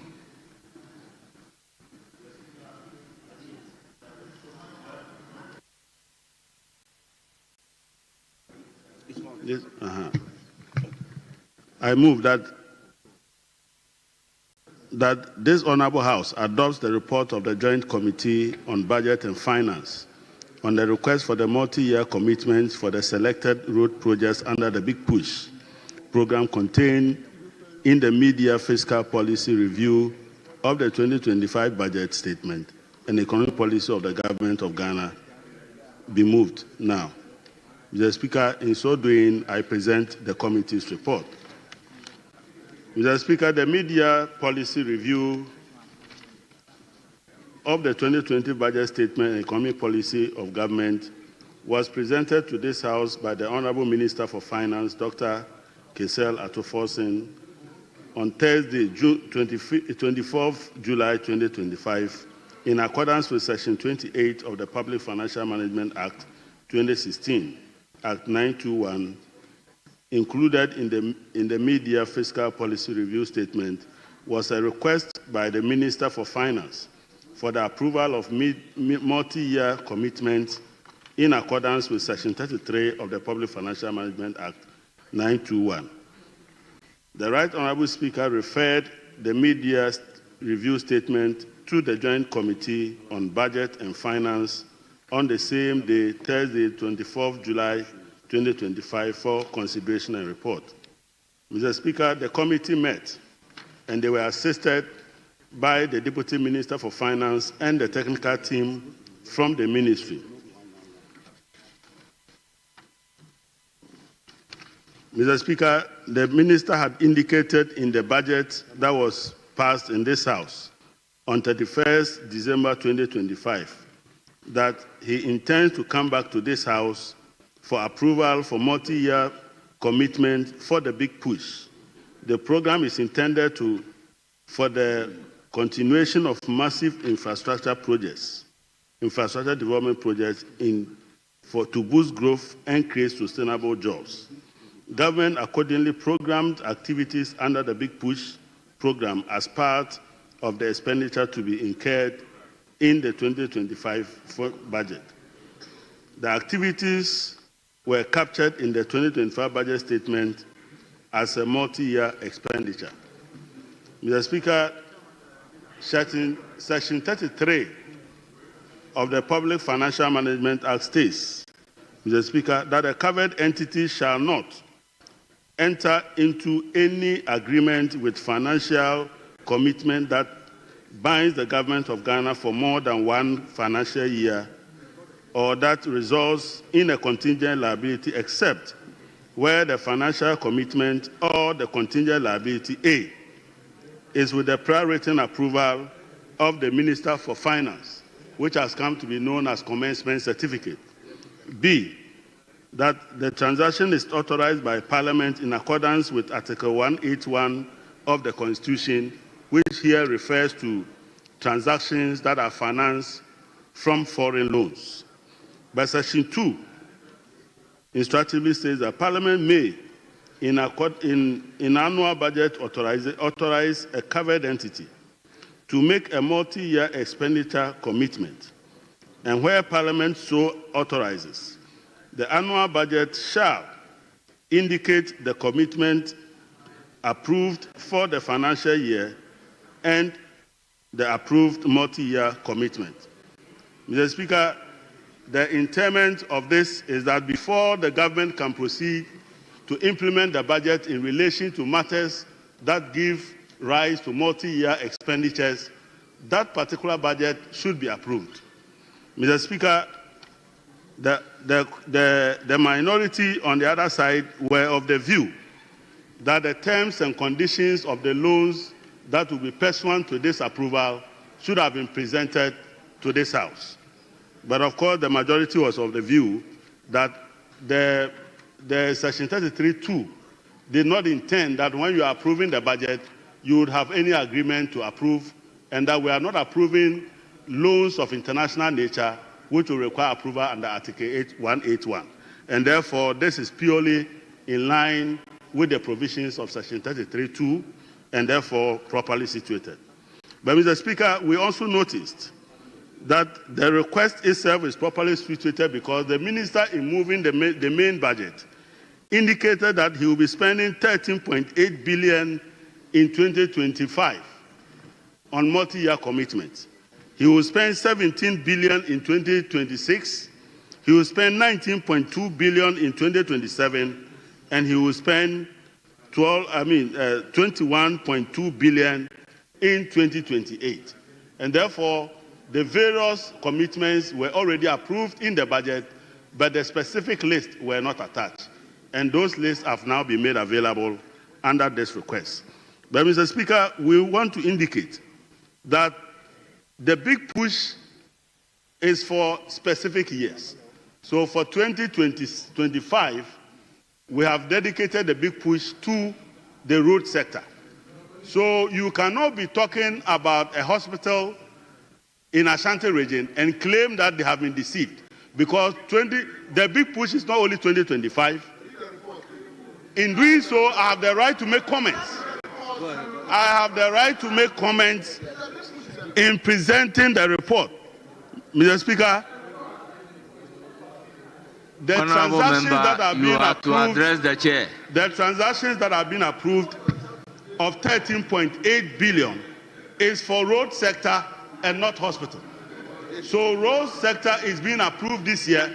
If you want to see the hospital in Ashanti region, wait till the following years. So that is what will happen.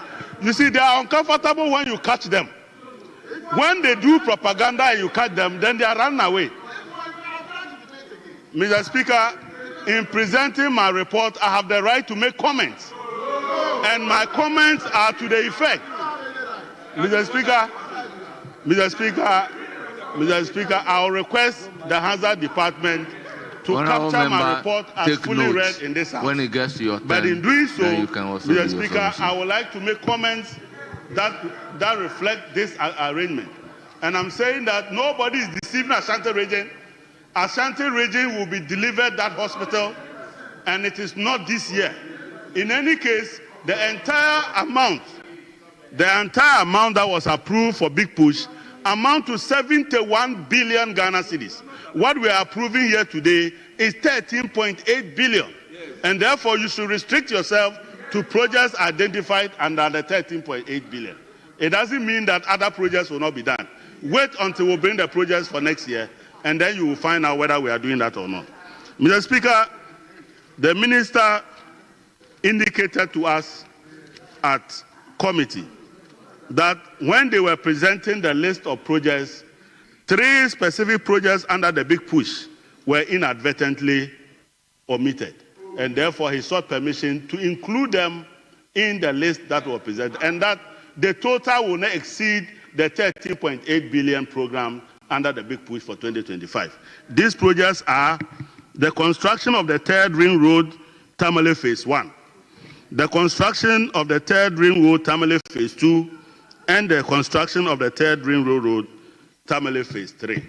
When some people hear this, then they are running around. They don't even know what to do to themselves. Mr. Speaker, the committee concludes that we have carefully considered the referral, and in the opinion of the committee, the request is founded. And we therefore request this House to approve this request to enable the Minister for Finance release resources to the Minister for Roads and Transport to deliver the Big Push and transform the road network of the people of Ghana. Thank you very much, Mr. Speaker. Thank you, honourable members. Motion move. Any seconder?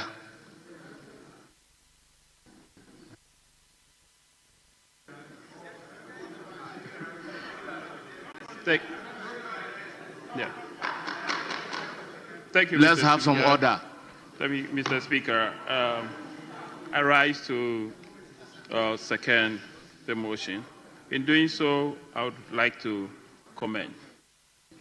Mr. Speaker, when the committee met, we had issues with the whole Big Push, idea, because we realized that the amount has already been approved in somewhere matched in the main budget.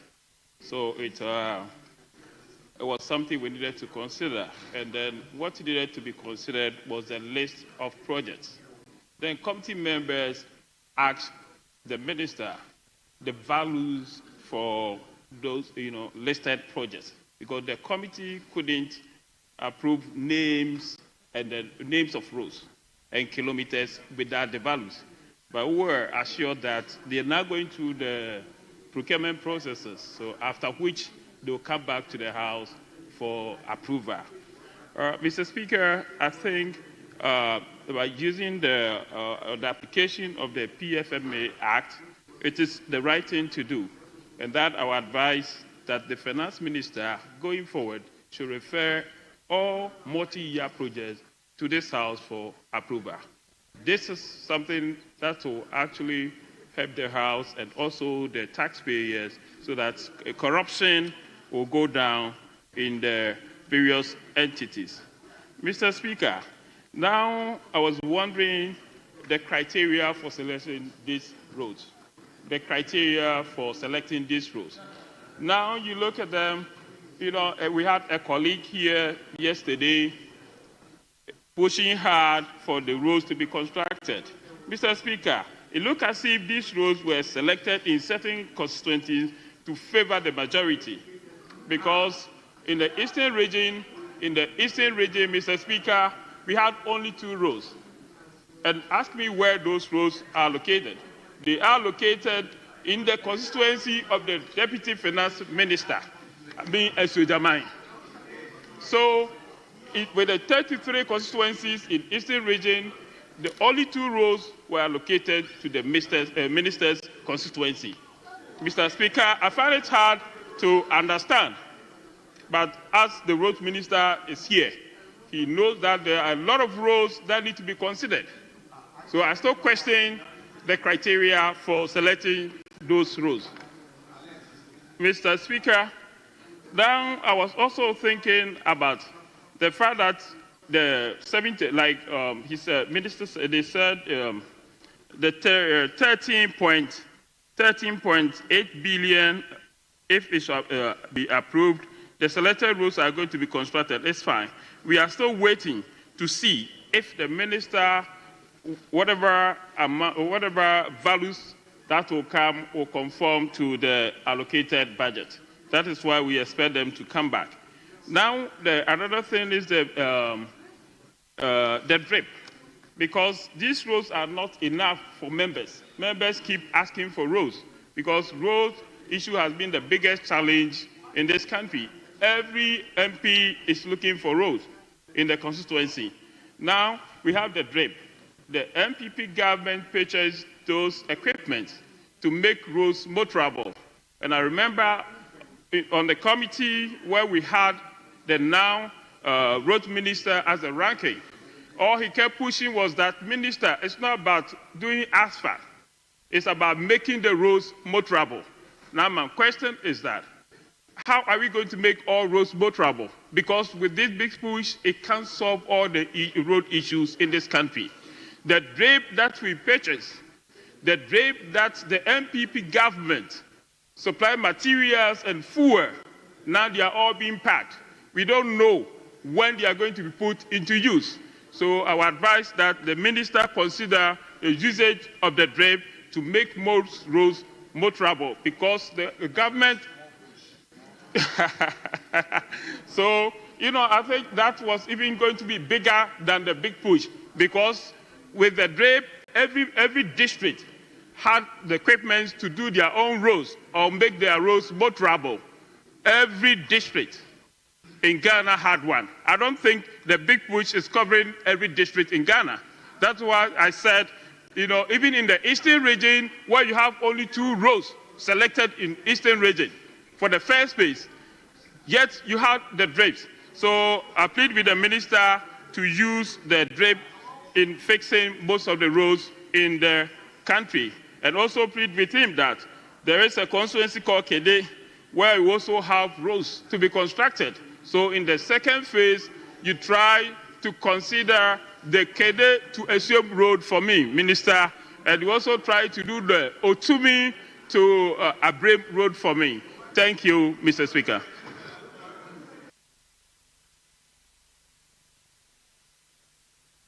Yes, Honorable Richard Achampong. Mr. Speaker, thank you very much to speak to the report before the House. Mr. Speaker, before I make my own comments, I have the authority of the chairman of the Finance Committee to, Mr. Speaker, effect some changes. There were some mistakes, and I think they did not take account of it. So in the report, at page 4 of the report, Mr. Speaker, if you compare the list provided to us by the ministry, the additional 3 that they added, you will see that... Honorable Achampong, hold it. Mr. Speaker, before the reader is seeking your leave to do certain things on the report, this is a committee's report, signed and co-signed by the leader of our side, that is the ranking for budget. I'm not sure on the floor, on his feet, the honorable leader can change this report and content of this report without first the committee discuss. I know it is your report. Who is the... That is the application he's making. Yes. So is he the vice chairman of the committee? So if he makes application, yeah, he's the vice what chairman. he wants to do, wait. If it is not what happened at the committee level, then you can draw my attention to it that is not what happened at the committee level. Mr. Speaker, sometimes members need to be very careful because when we started the meeting, all of them ran away to organize the press conference. But we took our time, went through the processes. We gave you a copy of the attachment. Mr. Speaker, I'm referring to the very document we gave you. And in that document, there are 3 additions that the chairman talked about. The first one is the construction of the 3rd Ring Road Tamale Phase 1. It's supposed to be 11 kilometers. That's the lot 1. And they've written 1 kilometer. The other one, the same 1 kilometer. I don't know if the one they got confused with the one. So I'm just reproducing the original information we provided to you. And want us to take the wrong information, and tomorrow you organize another press conference to tell us that we did not do the right thing. So, Mr. Speaker, I'm doing the right thing. So, Mr. Speaker, the first one will be 11 kilometers. The construction of the 3rd Ring Road Tamale. Yes, Honorable Kabiru. Lot 2. Honorable Kabiru, you have the floor. Honorable Richard Achampo. Mr. Speaker, the vice chairperson of the committee made first a statement which is not born out of the fact. The first statement he made was the fact that we did not sit in the meeting, that we ran out of the meeting to go and organize press conference. I think this is a house of records. That should not be made to stand. Honorable members, if we can all stay away from these tangential issues because of the volume of business, yeah, so, Mr. I will Speaker, be happy. I admonish that we should all stay away, both sides should stay away from tangential issues, and then we can concentrate Mr. on Speaker, the advice is well the taken, main business. But the most important thing that Hansard has captured what he stated. Hansard has captured what he stated, but I sat through the meeting. Let that be expunged from the Hansard. Please, let's continue. Thank you very much, Mr. Speaker.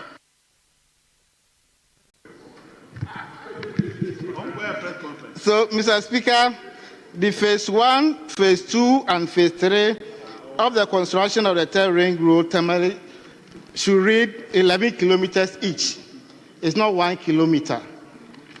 Mr. Speaker, I heard the vice chair of the committee complaining about the selection formula or the processes, and finally he begged the road minister to include his constituency in the second phase. And I thank God the road minister is here. He's taking judicial notice of it.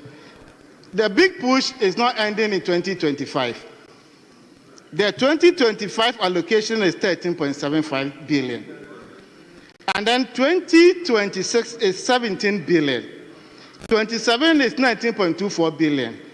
And the 28 is 21 billion. So every community will be served under this big push policy that we campaign with. The people bought the idea, they voted for the NDC, so everybody must benefit from the big push project. And it's not only big push, which we are going to use as a vehicle to construct roads. There will be other interventions.